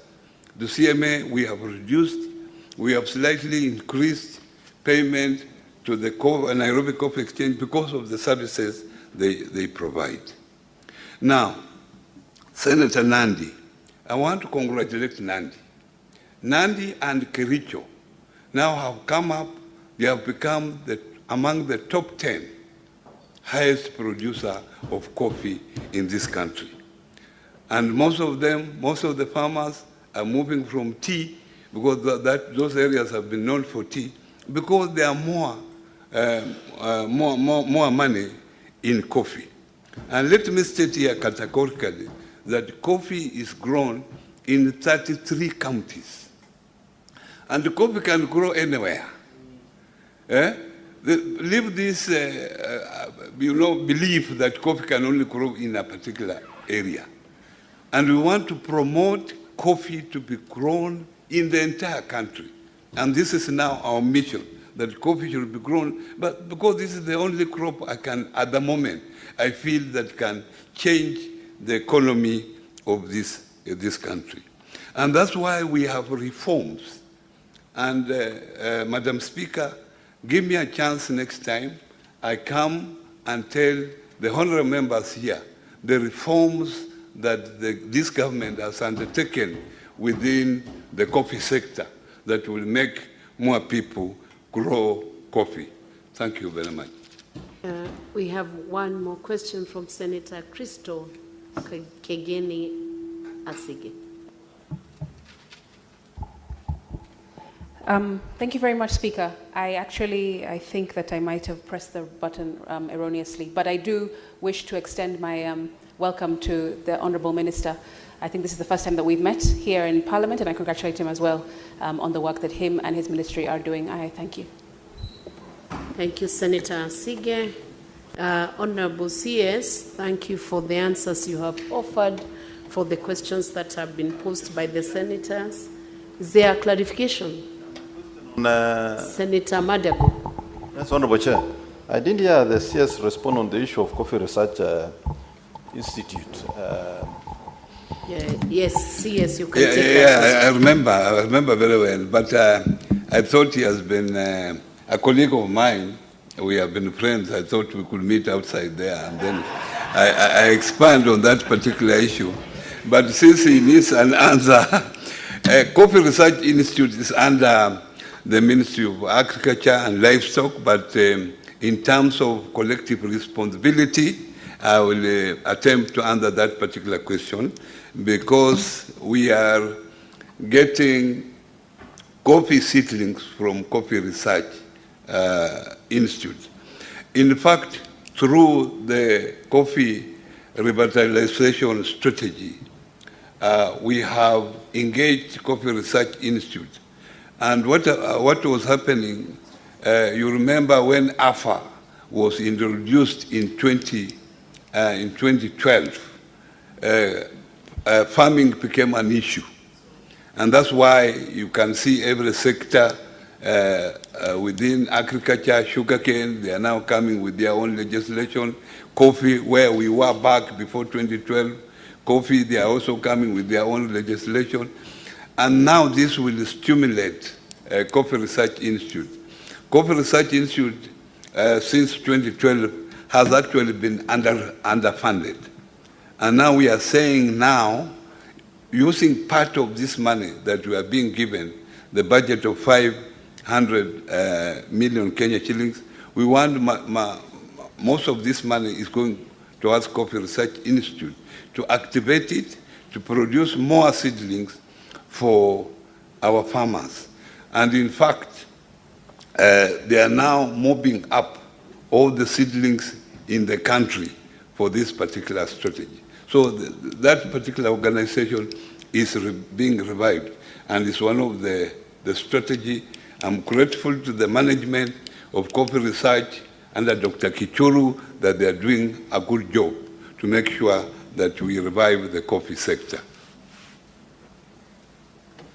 Thank you very much, Honorable CS, and thank you for the insights you have offered on the coffee sector and the other question that was brought forth. And I believe you'll come back to the House to talk about the coffee reforms as you have proposed. I'm sure one of the senators, you pick up that proposition by the minister so that we push it to the next level. So right now I want to release you together with your team, and you can leave at your own pleasure. Thank you very much, CS. Honorable Senators, we have the remaining agenda on the paper, from the order paper. Item number 9, agenda 9, 10, 11, 12. The movers are not in the House, so we will defer them to the next sitting of Senate. Honorable Senators, there being no other business on the order paper, the Senate stands adjourned until later today, Wednesday, 2nd April 2025 at 2:30 p.m. Thank you.